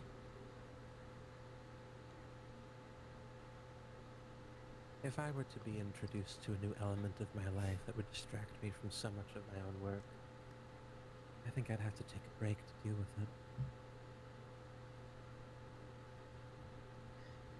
it. Yeah. A little cold way to put it, but yeah, I agree. No, I mean it's for her to take a break from anything. That's quite big. It's simply a priority as if you consider it to be more important than your current line of work. Probably. I mean, no, it definitely is.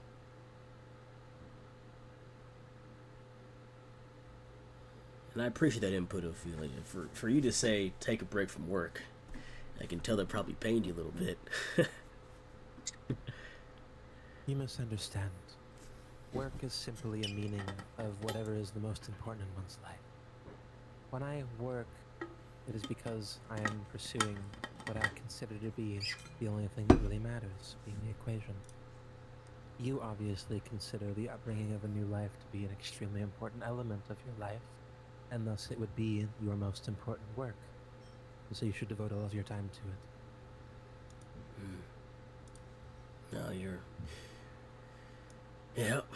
There's that 40 years you got on me coming through, I guess, huh?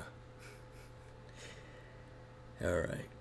Well, I think you guys gave me that last little bit of confidence boost to make my 99% 100%. And to be honest, well, I guess neither of y'all, you're civil service and you're a truth seeker, so I guess neither of y'all really can take a spot. You think Axe will be up for taking my spot as a truth seeker? I'll be calm person. Perhaps. That was the only Although, maybe it would make room for a new prodigy to step forward, for Radness to shine its light on something else to add instead of transfer. That's true. Alright, well. Yeah, I'm doing it. I think I'm gonna do it. I know I'm gonna do it. I'm gonna do it. Thanks, guys. Alright. Let's eat. Shall we?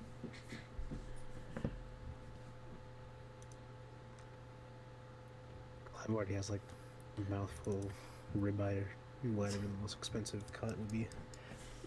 As you're eating, he goes, speaking of Ophelia, I heard through the grapevine that your dad's being held here. You talked to him yet? Clive's face just kind of goes blank. She's like, oh boy. I've spoken with him a couple times so far. Anything good? Or... He's just as radical as the day that he died. Is that It's not a joke. Is it? I fully believed he was dead during the initial raid that captured me. Oh. I should have known he was stubborn. Like that. Well, next time you see him, maybe ask him how I met your mom or something. I don't know. Is it? That would be a difficult topic, given that we had just discussed her being dead. He just picks up a drink and does like I'll drink to that and just starts chugging down the drink and stops the conversation, stops the combo, full stop there. Like, stop going deeper. I need to stop going deeper. Yeah, full stop the combo there. Just goes, I'll drink to that. Takes a long swig, and you guys just begin to have small talk over the rest of lunch. Take a quick 5-minute break here because I'm being told to walk the dog. So quick 5-minute break. Anyone needs to get water, get a snack. Now's the time. Ain't no dogs. Picking up where we left off. We pick up with, let me make sure I get this right. We've gone through a lot of the gang, actually. If you're wrong, I'm gonna have to fight you. Axel gets shot 15 times in his sleep. I was joking. There we go. Know what a prank is, bro?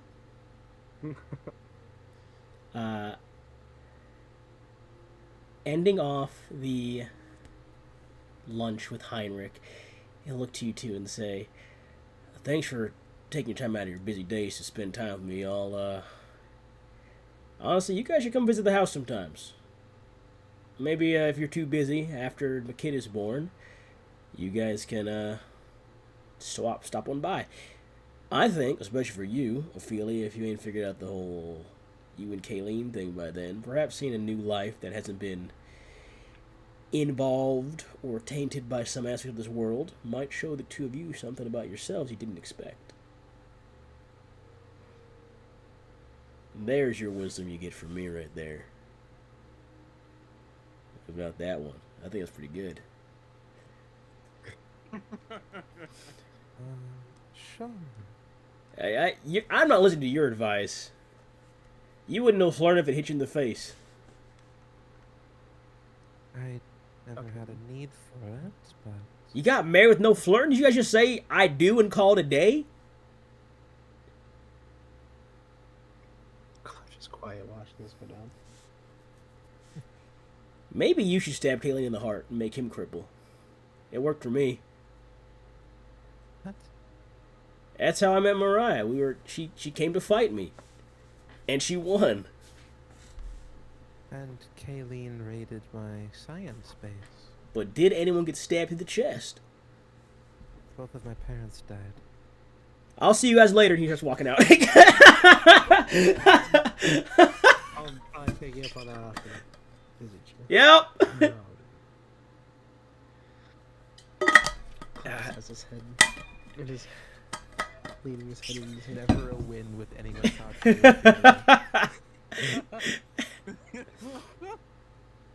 So, Ophelia, got any plans? Rest of the day? Unfortunately, I still have nothing to go back to.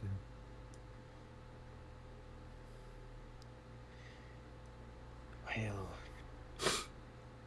I got a couple things I guess I could do, but I'm kind of just having fun out and about, to be honest. Now, fuck it, I'll make it a free day. What would you like to go do now? Other than work.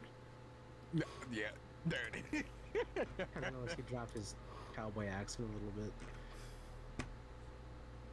No reason to be so cautious. I can't work. Oof. Well, that's good. That's good.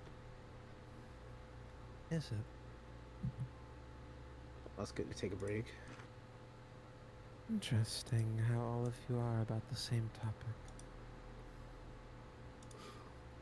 I had thought you all to be much more busy with what you deal with, but everyone seems very involved in what I'm dealing with. Ah, yeah, don't you worry. Today's my free day. Yes, but the amount of ideas you have implies a longer study. Well, it feels a little creepy when you put it that way.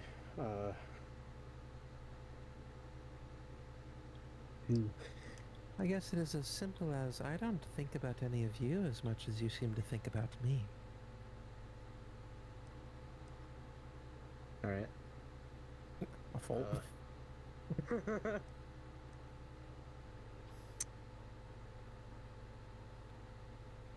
I'm just actually like dumbstruck, and then he's like, "Oh, fair enough, fair enough."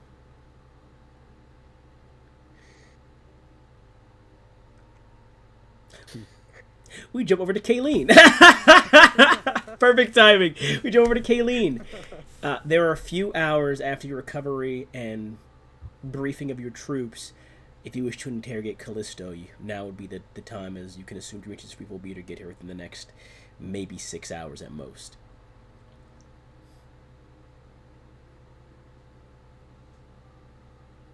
He died.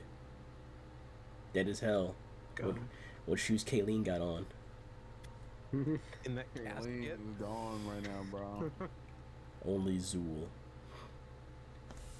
The war has Zulu. taken off. It's Zulu. From Ghostbusters? I thought it was only Zool. Is it Zulu? It's Zulu. Really? Is it? Yeah, it's Zulu. I did not Or know maybe that. the way they say it is slurred, and then she hears it as that. I don't know. I watched that movie like a month Slur. or two ago. Slur. Yeah, slurring your speech like when you're drunk. Shut up! I'm gonna kill this guy. Ashy forehead. Well, if Devin isn't here, I'll jump to someone else. We can jump back. It's a lot of jumping, DM. I'm getting tired. Oh, my bad. Sorry, I'll stop jumping. We'll start moving two people instead. My bad, guys. Well, yeah. My DM for a reason. Wait, I think he's back. Oh, No way. the Z's went away. What? We are at you. You have a few hours before you can assume that Demetrius' people will be there to gather Callisto. So you now have the time to interrogate her, as you just finished briefing your soldiers and listen to the debriefs by your officers as to their next best suggestions. Okay. Who, if anyone, do you bring with you for this investigation?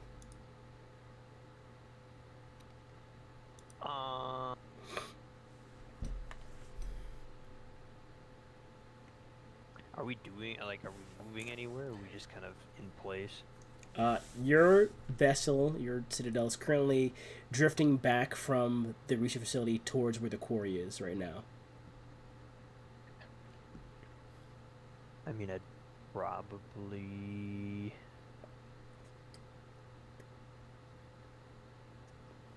trying to think. So you could go and take her solo if you want. You don't have to bring anyone with you, but I just wonder if you want to bring anyone with you. Actually, there's one person you have to bring with you because they're following people around for information. It is Bravo, the little construct drone that Ishmael sent you guys. Yeah. I don't know. Maybe my second in command. I guess he can probably join me if he's not busy. Okay. You, Leyland, and Bravo begin to walk towards the interrogation room. You're given access to her chamber, which is like it's like a large box room with a single table in the middle that she's currently sitting in the corner of the room.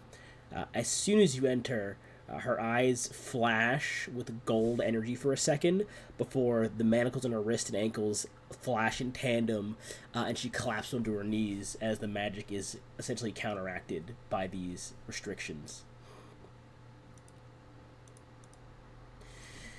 Rednian. Still very angry, I see. I'll rip your tongue out, Rednian. Why haven't you killed me? Because if I killed you, we'd all be dead.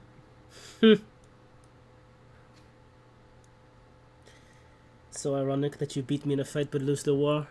It is almost like it will happen in the Grand Combat as well. You have me captured here, you've beaten the quarry, but you will not beat the entire Aegis. I mean, you don't know that, but see what happens. So what are you here for then? To gloat and mock me for your victory? Where's your friend, the one that transformed into the annoying monsters? Oh, he's gone already. Unfortunate, I wish to kill him too. Yeah, I know you hate him probably the most. Oh. With everything in my heart! Sorry, DM slip. Sorry, DM slip. Of the two of you, he was the most annoying one to deal with. You the most cunning, but him the most aggravating. Hard to kill one that will keep not go down, ever.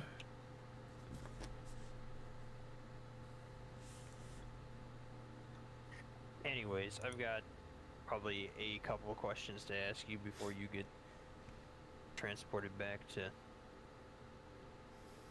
someplace else that isn't here. Prisoner of war, of course. It is. I have no right to refuse this interrogation, but what I tell you, I might lie. Who knows if I feel up to it. Leyland walks over and backhands the shit out of her. And goes, "You speak to an Aradnian commandant, you will show respect." She spits up like this golden ichor on the ground.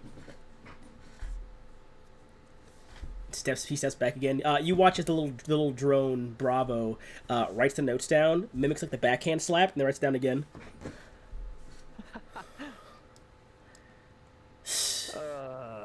What do you want to know? Well, for starters, your armor is very interesting. I've heard some rumors that you may have partnered with the fire planes and are using their cursed items, and it seems like your armor matches that fit pretty well. The information is correct. Yes, the fire plane is an ally, and they give us plenty of resources.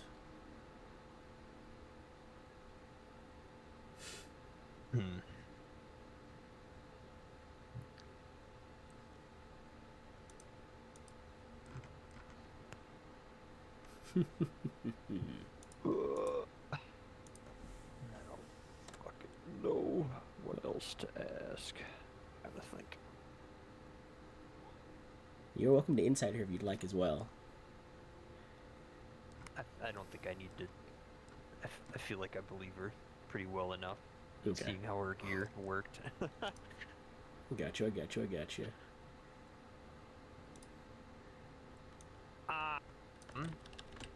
Here you go, Divine. I'm DMing you the thing you asked for. I forgot about that. Oh, no, you're good. You're good.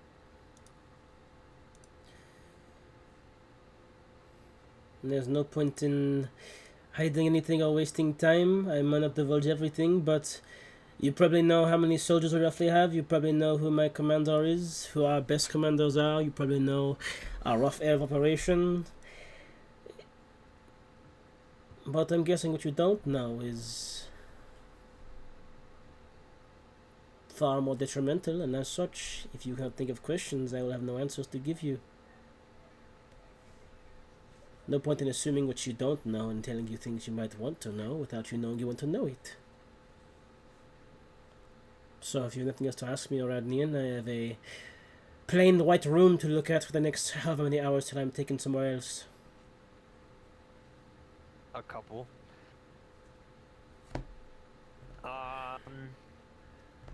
I mean, I'm sure you're not just going to give us the locations of every place that you have. I'll do no such thing.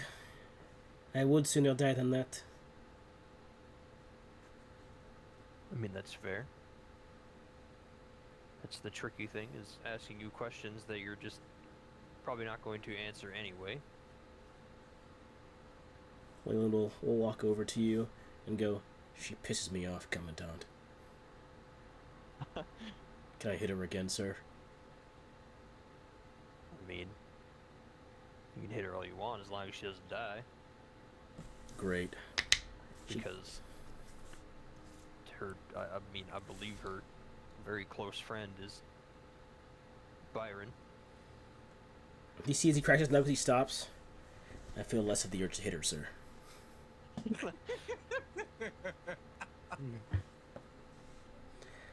That's so real. Look, Oradnian, I don't like you. You most likely do not like me. But when all is said and done, whether you win or lose, history will know who the righteous people were in this war. It'll never be you. No matter what you ask me, what you learn, or who you beat, or who you capture, it will always remain the same. They all hate you. Everyone not you hates you. Even people within your ranks probably hate you. Our this is not liked because you think you're the best. And today we've proven we can ambush fine commanders, she says, sarcastically looking at Leyland, with nothing more than quarry workers and security soldiers and a few men-at-arms. When others learn of this, it will inspire them to join our cause. I mean, I was supposed to be told you were pretty good and you got beaten by a giant dinosaur and a guy with a hammer, so... she spits on the ground. It was a lucky matchup you had this time. I could not use any of my magic for half the fight because of your dinosaur friend. I mean... You still lost. Anyways. Do you have any questions to ask her? Leyland will... My brain is drawing blanks for any questions that she's not just gonna say no, so... Leyland will, walk up to her, not getting within striking range of either her or himself, and simply state, we know that your Field Marshal, Cantello, is your most successful commander, but even he can't save you from where you're going, so I think the only question I have to ask you is, how long do you think it'll take for Cantello to figure out what happened and try to save you, or try to retaliate, at least? She looks over at you, looks over at Leyland, and goes, if I know the Field Marshal, and this is both a warning and a gift before I am sent somewhere else, you can assume the retaliation has already begun, Commandant. And you should be on the lookout for what's happening.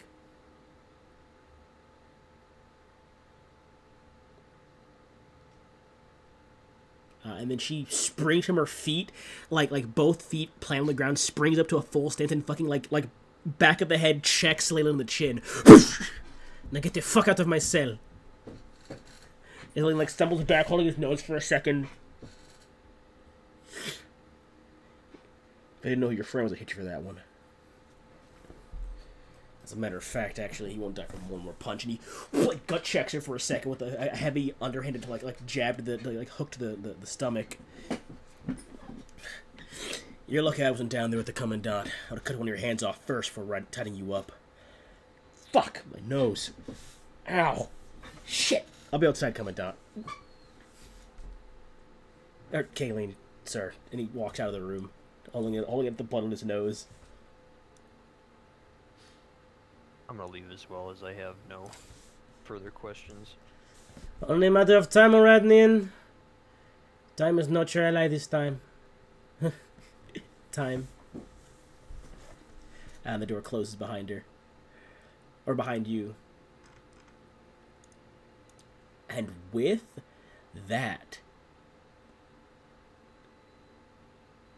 a week will pass you by out here, Kayleen, while you guys observe and search.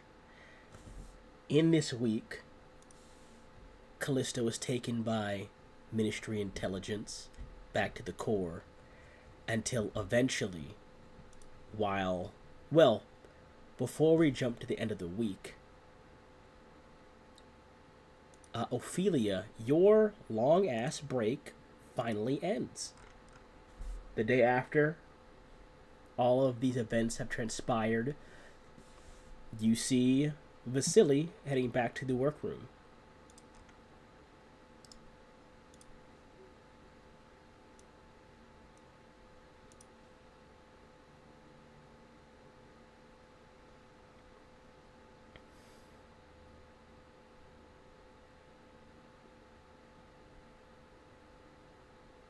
Christian died. He was shot 15 times. Hello? Can you guys hear me? Come on.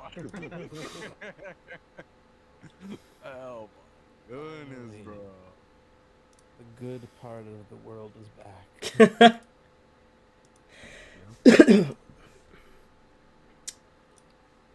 Vasily sees you and goes, It has been some time, 2 days to be exact. How have you been, Ophelia? And are you prepared to work again? I've been prepared since you left initially. Not much has happened. I've been quite... Did your father provide us with any information that we could use for our work, by any means?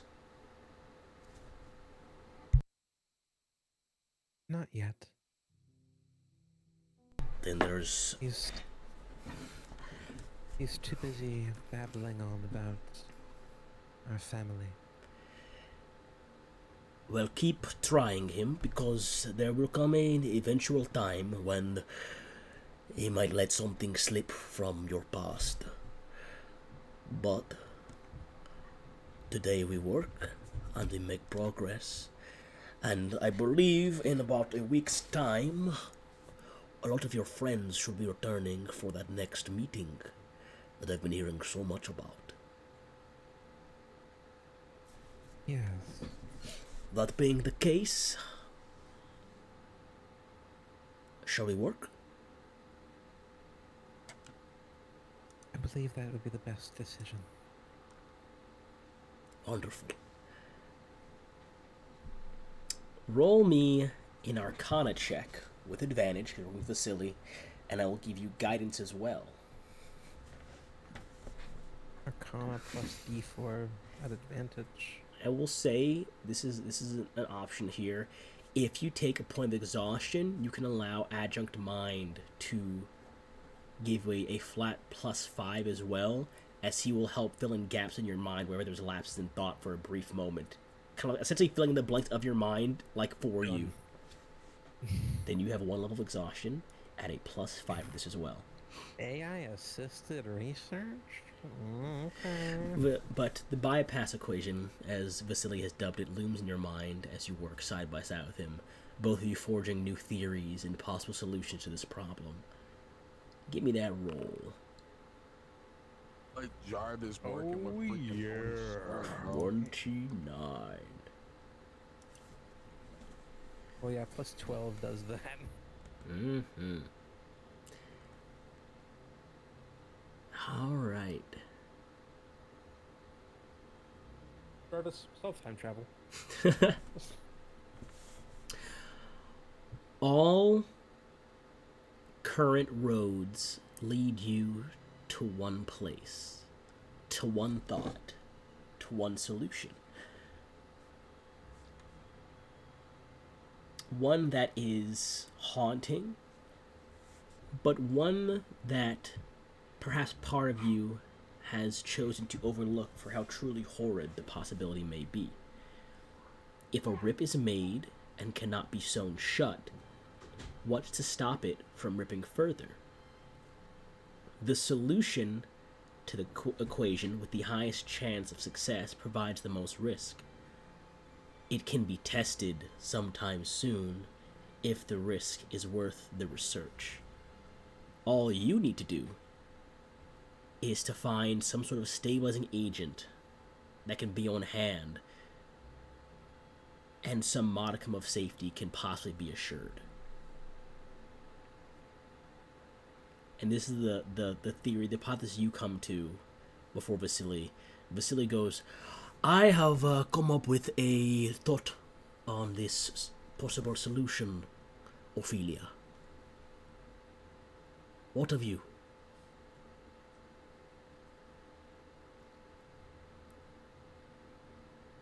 I must say...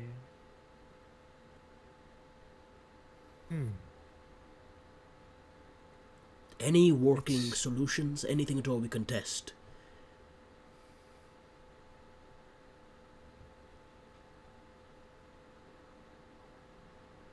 I'm trying to find a way to put it succinctly.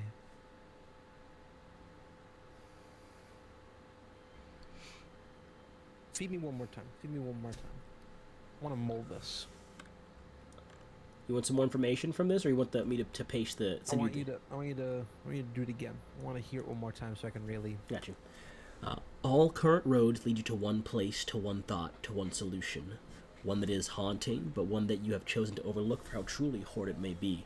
If a rip is made and cannot be sewn shut, what's to stop it from ripping further? The solution with the highest chance to making this equation work also poses the most risk. It can be tested soon, based on what you've accomplished in this room with Vasily over these past few weeks. However, if it's being tested, it must be deemed in your mind and Vasily's that the risk is worth further research. But all you need to move forward would be some sort of stabilizing agent for this rip in the planes, and you can assure there is some modicum of safety in the test. So you could test this theoretically today if you had a stabilizing agent that could possibly stop the rip from tearing further. But the possibility of this rip spreading beyond what you initially test is possible. Right. Okay. I've come up with some ideas that could theoretically be put through even today, but I've realized something, and I do wonder if you have as well. And what might that be, Ophelia? If we do not apply proper safety measures to what we are doing, who's to say that the rift would not tear open on its own and become larger than we planned, or even unclosable even still? That is a very valid assessment. We did initially understand that the initial concept was a door, was a bridge, as opposed to a door. And I began to think about this simply as you have, but not to the same level of you thinking of this. We are not a god, or deity, or all-seeing, or powerful. So why was something such as the bypass equation thrust upon you as a mortal being to solve? And I believe it's because the powers and patrons that loom above us are incapable. Why? I'm not certain of just yet, but it must be down to their creation or existence. But the one thought that lingers in my head was also a stabilizer for the door. All doors have hinges and locks and knobs. I mean, at least the ones that we are aware of and that aren't highly advanced. And because of this, I have begun to develop, at least in this week I've been thinking and talking, a prototype for some sort of door stabilizer for this project. It is only a test, a prototype, a stabilization tool. However, it could be used to assist us in making a functional doorway that cannot break from its hinges.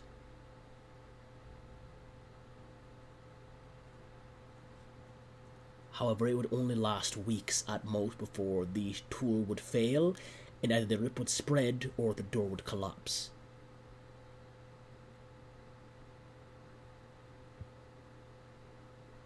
Yes. I believe if we could apply this as soon as possible, we have a working test on our hands. It can be done by the week's end, in my opinion. And so it should be. Alright, well in that case, we work. I'll make the tool, you finish the test sigil, rune, and we will see what it can do at week's end. Alright. To work.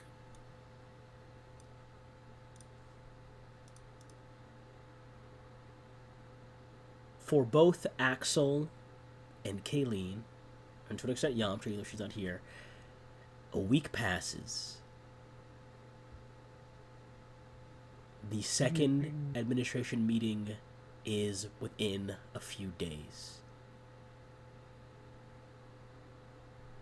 For those of you in the adjunct spire, that being Clive and Ophelia, the two of you, while not in your labs, which I know for Philly is very brief, feel the air buzz with static. Lightning arcs from floor to ceiling in the far corner of the room atop the transport gate. The pylons rise and catch the energy, and a rift opens and just as quickly closes in a flash and pulse of energy as both Kayleen and Axel stand back in the adjunct spire after being gone for weeks. The meeting only less than 7 days away. At the end of this week, Ophelia, as well, your test from your previous check is a modicum of a success. You, with this rune placed upon this testing region, create an opening to... How many planes are there? I'll have you roll me, actually, because this is still a test. Pop You know, quiz head ass. roll me a D10, please.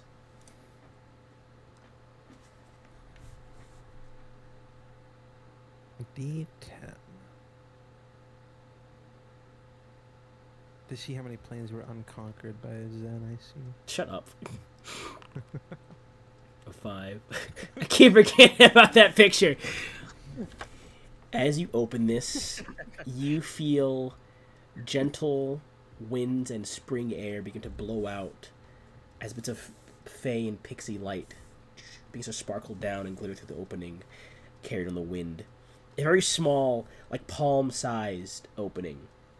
The stabilization tool holds the rift at this size. The rune, however, does shatter through this test. This initial rune does shatter, but a rift is made, and the tool is holding for the time being. There's a small rip in space between your plane and the Feywild, one that currently can take no more than a hand going through, but one that exists, and one that can be maintained for. I'd like you to roll me a d4 plus 2, please, Ophelia. Whoo! 6 weeks of time with Vasily's stabilization tool. This rift will remain open, you gauge. 6 weeks more where you can analyze it and gain information that can help you perfect the rune. Is she here with me watching this happen? Yeah, his eyes are wide behind the goggles, behind this like arcane blast shield that the two of you are in between. He looks at you and goes, "A successful opening is this? Are we successful, Ophelia? Have we done it? Have you done it?" Wait just a moment. I am going to see if it allows me through or is just like a filtered window. You go to push your hand through. Roll me, and this is purely on you, an Arcana check to see how well your sigil was crafted for this purpose. Your rune was crafted for this purpose. I will say you get advantage because you haven't done this for a long time, but that's all you get for bonuses. Woo! Yeah. It is like not a perfect path. There's like a thin film, like putting your hand into like a pool of water. It's like a thin film that your hand cannot fully bring anything back through, but it can pass through and faintly feel the surrounding before when you pull it back, that film recedes back into almost like a thin sheen again. It's like those. It's like you've seen like those science labs where they put their hands in rubber gloves to interact with like hazardous material. It's very much like that, but through this rift. Your hand goes through and essentially becomes like a hand in that glove in that environment. Almost perfect, but not just there yet. But it can pass through at the very least in some degree. I'll look back and call to Vasily. I would say this is a success, and looking at it seems that I could... Yes. This should be good for weeks. It'll be here. I can perfect the stabilization tool while you work on finding a way to make that either a larger rift or making it into a more passable through one. Or both, honestly. He looks at you, his eyes kind of wide as he walks out to the rift as well, puts his hand through it, and pulls it back in wonder. And he locks eyes with you for a moment and goes, "This is incredible, Ophelia." This is my life's work. And you are seeing the fruits of this labor today.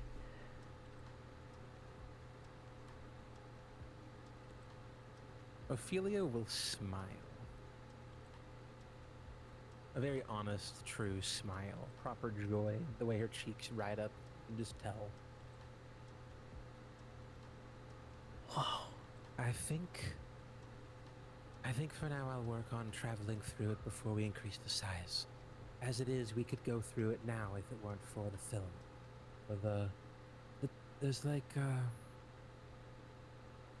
I don't believe we'd be able to properly go all the way through it as it stands. And that's the most important part. It doesn't matter how big we make it if we can never put anything through it. Correct. Alright. I will strive toward finding stability for the solution. Perhaps an algorithm that can close the loop and provide something more consistent. You seek the answers. I will seek redundancies and shortcomings at this point. Yes, and even if we can never find a way to keep it open, we can just deal with the consequence later. Precisely. Even to the Precisely. point of where, if it could be open long enough, we would never even have to consider it closing, because the time to bring it back would be shorter than the time it would be open. We could create maintainable networks. The possibilities are finally here. And you did this. I know I helped, but you did this, Ophelia. I am proud to be your assistant. Assistant, no. Co-cooperator, as I will be written in the books. With my people, the entire group was all in on the project, and thus whatever was done belonged to everyone. We don't nitpick the details, Professor. I am grateful. Now, let's finish, at least for today.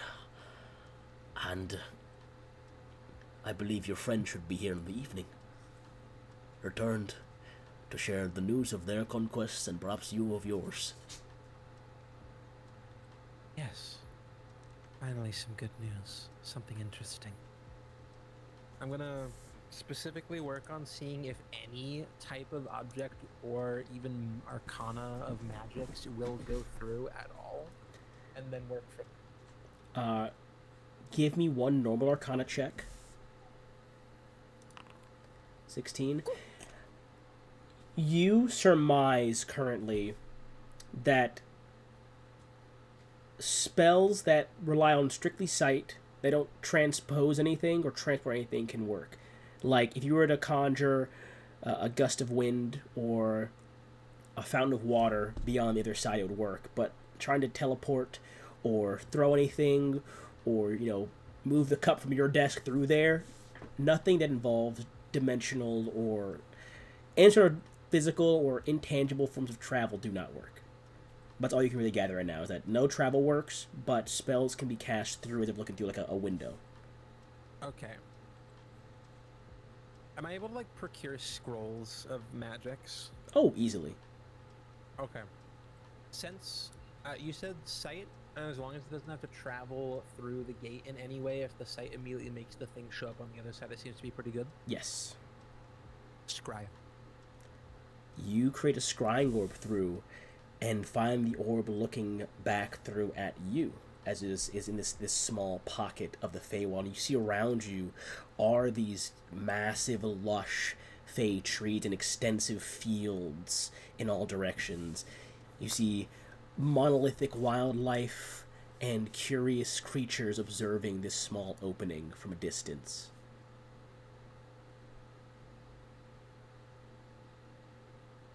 All right. Interesting. But for the purpose of planar travel, we still can't just use it as a sight teleport. I can't even Misty Step through it. Like a lead window.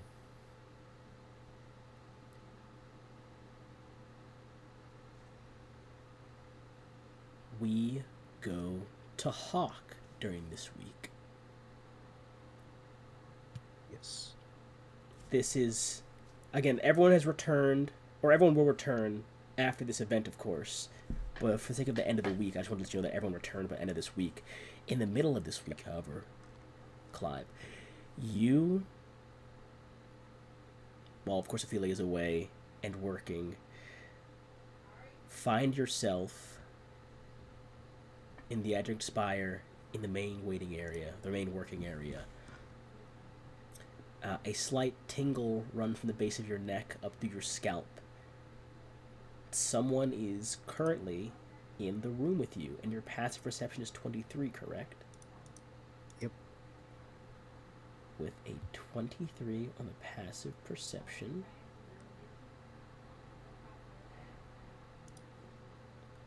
you spin towards the direction of where this presence should be and find no one there. And then someone is beside you, as Dusk, the assistant Demetrius sent to you, is by your side, her head lowered in a show of deference or respect. How do you do, Missy? She speaks in your mind, very monotone, very, not amorphous, very like neutral, possibly magically modified distortion to her voice for whatever purposes of her role or her personality. She tells you that she is located where a person of interest has been going after work. Your particular person of interest, the Carrie Lee woman. Gotcha. She will tell you that her home has been under watch recently, and she has not been seen there. So we assumed she had a hideout of sorts, and we've located it. Intelligence requests you be the first one there to gather as much information as possible. However, if things go poorly, she hands you a small bracelet. This is a waypoint band. It is Ministry Intelligence prototype device. It can be used to open a temporary teleportation circle for our agents to use to reinforce you. It will activate should you engage in combat. It's an automatic I device. see. I as well will be on standby to join with any agents that are called in. However, in the field, of course, if you recognize any of our agents, do not use any names of them, including my own. Understood. And I guess off that, just call me the Hawk. You come up by cool names. She nods her head. I'll take my leave now. And the mental connection kind of breaks from her as she turns and walks out of the room. And you are left with a collection of tangible files as opposed to things in your mind as to where you are to head for this operation. Perfect. I have to look through those as my voice is dying. Hold on. It looks to be a small residence on the outskirts of the city limits.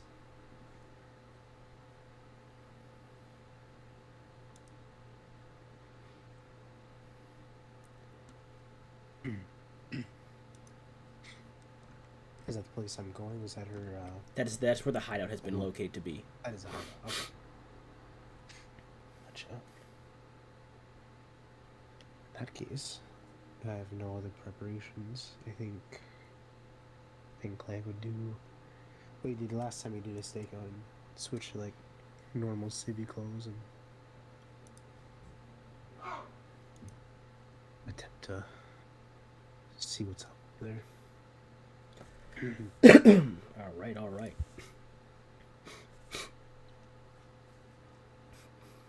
Clive. Alright, drink some water real quick. You find yourself at this small residence on the outskirts of the main city limits.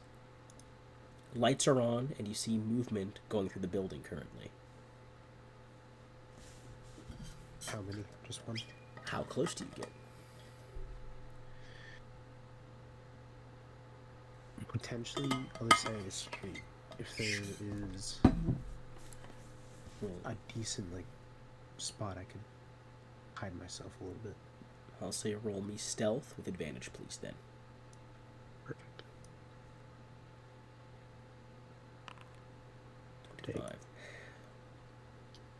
25. You hear the faint muttering of you see from this distance, I'll say, because you can get pretty close to the 25. Currently, you only see two shadows moving through one of the windows, but you can assume you hear a number of voices. If you'd like to roll me either perception or investigation to hear what they're talking about, that is up to you. I would love to. I'll do a perception. Okay. 23. You hear faint muttering at best about being worried about loose ends that need to be tied up, but everyone needs to be here first, and you don't get much more than that. And then you see as 3 figures walk out the back door of the building and vanish out of sight, out of view of where you are from the front of the building. You see them go like a side door out back and then walk around the corner. Gotcha.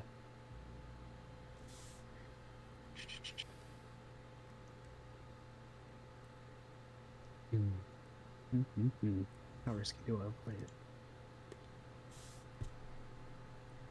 I think I'll try to get a little bit closer to the residents. Alright, roll me a... I will still say stealth with advantage for now. So roll me another stealth check.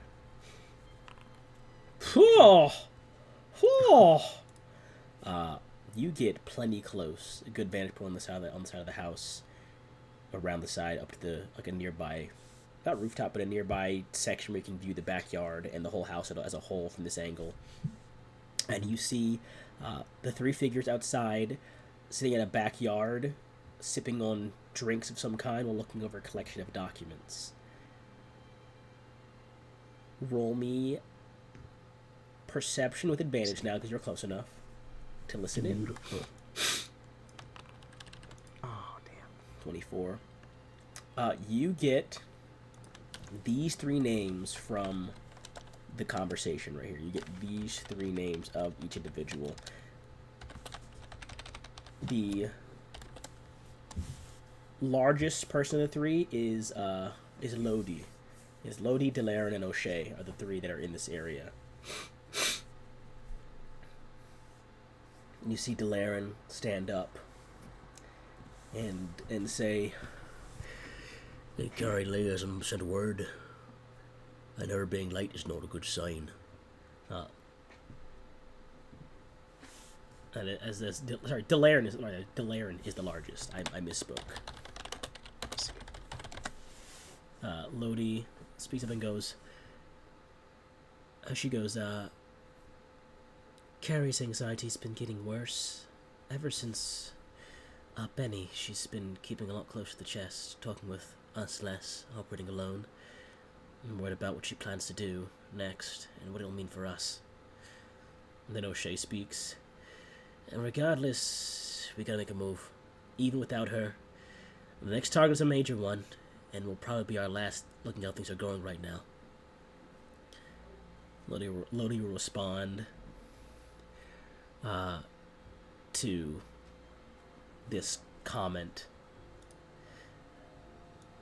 And what was the... Let me ask you this question first, Skylar. How well known is your name, the Hawk, that is commonly used? How well known is that name?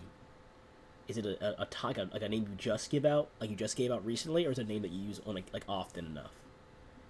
I feel like there's enough renown for what Clive's done, like the frontier, to where there'd be like rumors of a guy called the Hawk. Okay. But I feel like in the city, he'd probably go by Clive a bit more often than not. Okay, thank you. Lodi will respond to O'Shea, and she'll say, What about the hawk? And Delaire responds, they were close to Benny, but I doubt we'll catch up anytime soon. And Shay responds in tandem. Carrie said she'd take care of him. It's the only way to ensure this all comes to an end soon. And then the lights in the house snap out, and all the heads turn towards the house in that moment. And Lodi gets up and goes, it's probably Carrie. I don't know why she's turned the lights off, but I'll check make sure everything's alright. Might be a signal she's given us. And Lodi walks into the house, the side door. Okay. And you see O'Shea and Delaire are sitting outside, just waiting, kind of standing up waiting, looking at the...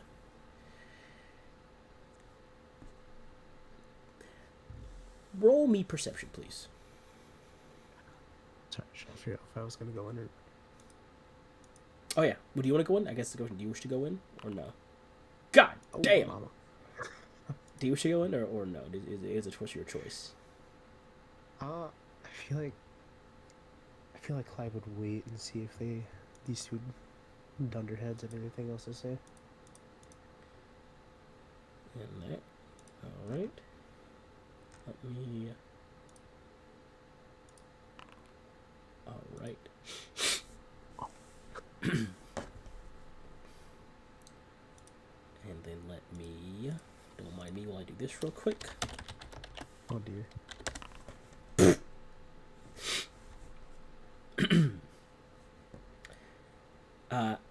After a few moments, you watch the side door open again, but then no one exits. Oh shit. Until, and this is, they rolled higher stealth than you. This is after the fact. One of the two, not even that actually, correction. You watch as O'Shea gets stabbed in the upper shoulder by a blade as a blur of a shadow is now behind her, and I will show you the token of who is standing there. There's like genuine shock on Clive's face. Let me change this. We'll use this one for now. What in the double 07 is happening? I don't know, man. You see this figure standing behind O'Shea as she's been stabbed in the back. Who the fuck? O'Shea stands, spins with a mug, and swings out, and the mug is parried by a blade as the figure cloaked in darkness stands before both Delarin and O'Shea. You begin to see, with your perception check, blood begins to pool from the open doorway of the interior of the home.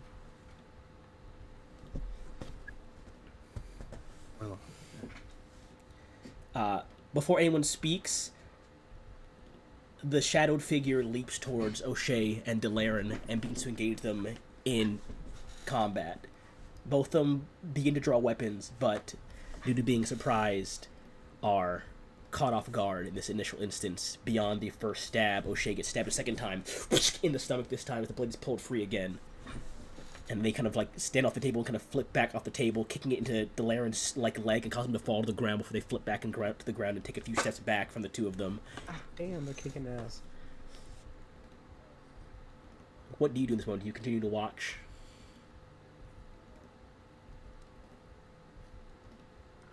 So I'll say that's like the surprise round of combat. That's why I'm asking you that. That is the surprise round for everyone here. I feel like I'm gonna pop this quick. Invisibility. Invisibility? Alright. You pop invisibility. And I'm gonna check around inside super quick. This music hitting well. What the heck? You walk inside and see that Lodi is maybe 3 steps past the side door, and his eyes are missing. And there's a large gash through his neck right now. Oh my gosh, this guy is brutal. Roll me, I mean, since you're not engaging in combat, roll me insight, please. Or investigation.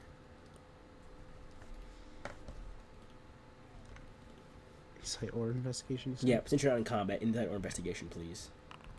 20. I'll take it. You gather from how this happened, Lodi walked in the building, probably got blinded instantaneously before he could react, and then was killed. Like, he as soon as he walked in the door to see who it was, he was probably dead within the next few seconds. Oh my god. That's fucking weird. You hear crashing outside, and see O'Shea get tossed like into the back window. It cracks, and then they continue. They get back up off the ground, holding like a few wounds, and beginning to stumble forward again. He's either saving me the trouble or bigger problem to deal with than I thought. Your passive perception is 23. I will say what you caught a glimpse of while you're looking over this body is the person that kicked O'Shea into the window. How they did it was very deliberate. It was not a strength-based activity. O'Shea came running at them. They kind of flipped up to their necks, spun around, and used the momentum to launch it back into the glass with a lot more finesse than brute strength in this matter. Nah, bro, he's home.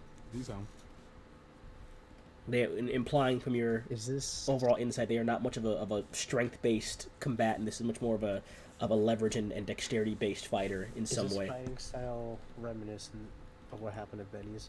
What is your passive Blinded history? Spectre. What is your passive history before rolling? Oh, 10. 10? Roll me a history check, please. I'll say you get advantage because this is close to the heart. 19. Ooh. Hell yeah, straight 19. Oh fuck yeah, man. Damn. You recall from Benny's crime scene, they fought someone who used a lot of leverage over strength as well. Someone that was very tact, very swift, very efficient and brutal in how they took people out. Like, it was bloody how they killed people, but it was a very efficient mess to how they did it. Very much looking at how they took care of Lodi here. He made a move, possibly, at best, to try and react, but before he could, it was a flurry of horrifically gruesome strikes to quickly wound him and mortally wound him and cripple him before he could even get back fully into the fight. Okay. You can possibly infer from your previous check on looking over the body that he was probably alive fighting but couldn't talk from the neck slash. Jesus. So he couldn't call anyone, he couldn't see anything, and was killed while unable to call or talk. Or see, I mean. Wow.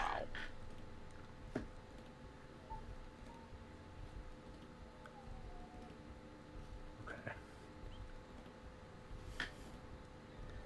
If you are trying to regulate your adrenaline, roll me a con save, please, because your band is automatically activated to adrenaline rushes that would be indicative of being in danger or mainly in danger.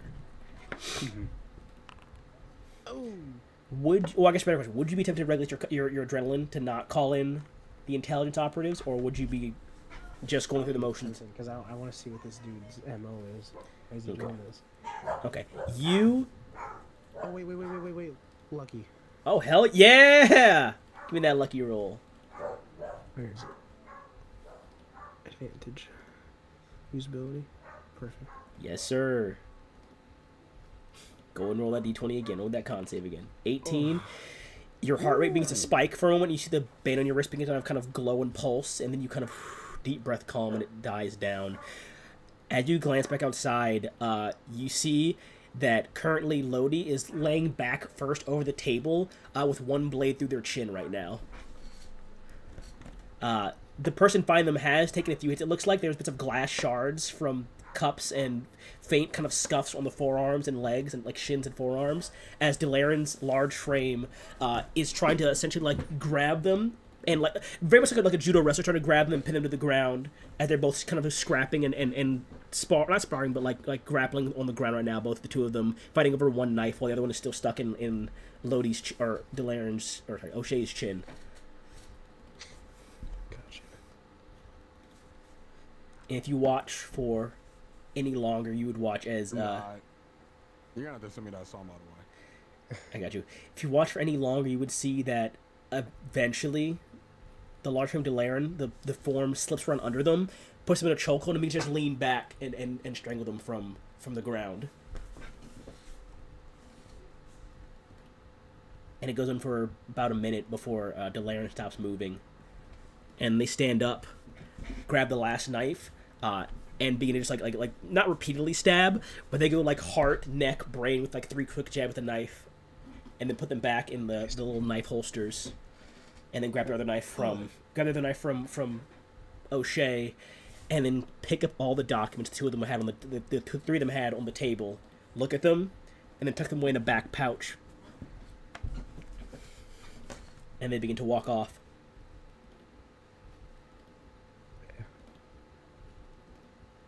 I would like to trail this person. Roll me stealth with advantage. 25. God, reliable talent is coming handy. Clive found his antagonist, bro. You found your antagonist, bro. You begin to trail them, Clive. This figure moves quick across the road, faster than you can keep up without. Even with dashing, they're moving at a very high speed, getting further from you. They're heading. Roll me an insight check. And then I need you 24. And I need you to roll me a wisdom saving throw. Ooh. Woo! As you are running, first you get, well, before you get information from the inside check, you are hit with a wave of paralyzing energy as the figure who's maybe, I mean, not terribly far from you. I already measured the distance right for this. The figure who's only about 60 feet away because it's still early on in the chase, they spin around and rip off like a scroll from like an inner forearm like sleeve of their band, and you feel the effects of a paralyzing spell attempt to take hold of you as they spin back and look in your direction. Damn. You are still invisible. You watch the lens on the goblins are kind of like not like trying to like, they can't see you, but you're gauging they can see some semblance of your location enough to cast this spell before they turn and pick up the pace and begin to sprint much faster than they were moving before even the initial trailing. Okay. And what is your movement speed? It is just 30. 30? Roll me a perception or a survival check. It will only be one because of how fast this person can move, but this is your chance to keep up. They'll be moving at usual, of course you can assume class, at usual movement speeds of this class. They can move about 1.5 times faster than you can move, so they'll be gaining a good distance every few seconds. Woo, buddy! Isn't that 20? I mean, that's why you call a hawk. Yeah, you are falling behind. You're about at this point you're about 90 feet back, but you're still keeping eye track of where they're going.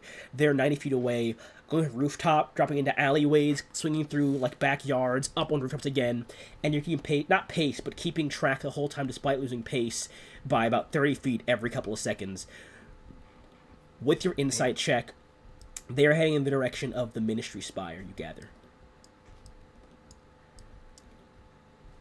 Roll me another perception check, please, as they attempt to lose you, leaving through like a large marketplace area.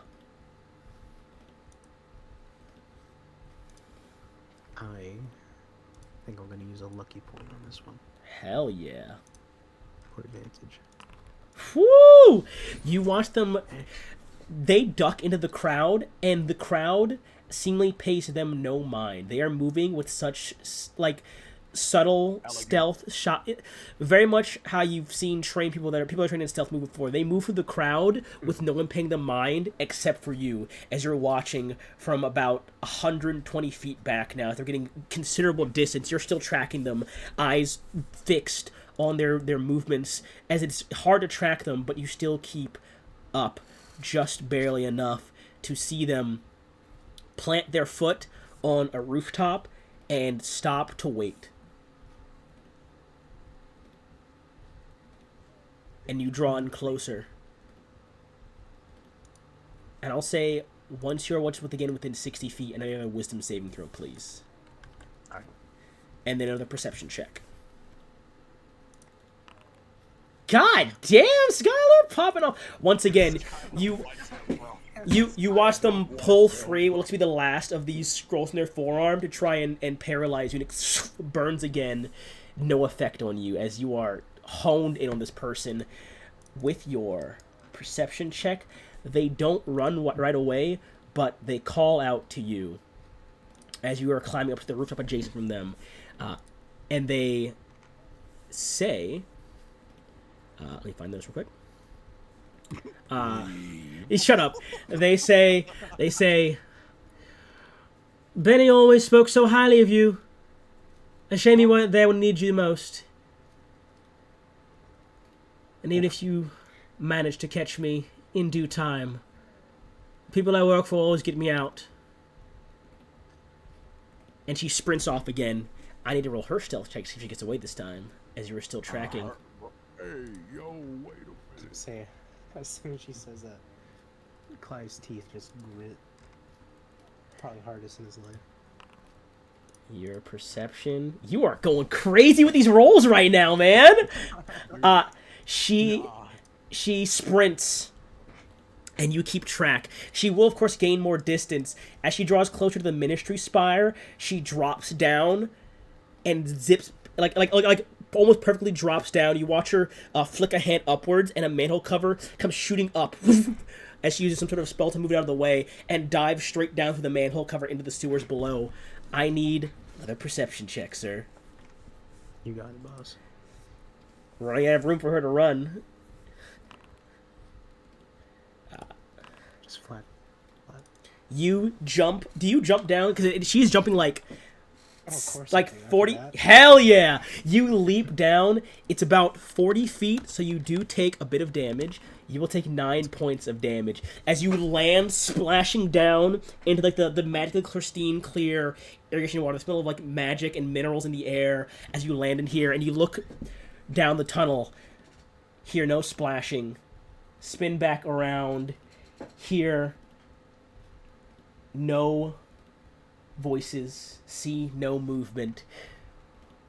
Roll me a con save for your adrenaline at this point with disadvantage. Because you have been running really far, and I gave it some brevity because you weren't, you were trying to maintain that. I'll keep the last check for maintaining your status. However, at this point in time, you lose her, and this is to see how well you can maintain the adrenaline and the any other emotions as you lose sight and sound of your target. I would like to use another lucky point. By all means, roll me that con save. Cancel that out. Oh, then roll me a straight con save. Ah. Ooh, that's bad. As emotions swell and fatigue finally begins to catch up and the pulse quickens, the band flashes and blinks until you see before you are 4 members of Ministry Intelligence. They're blacked out in their blackout armor. 5 members of Ministry Intelligence in their blackout armor that are scanning the perimeter. They all have weapons drawn in an instant and are looking around. One of them looks to you, gives you a very curt nod.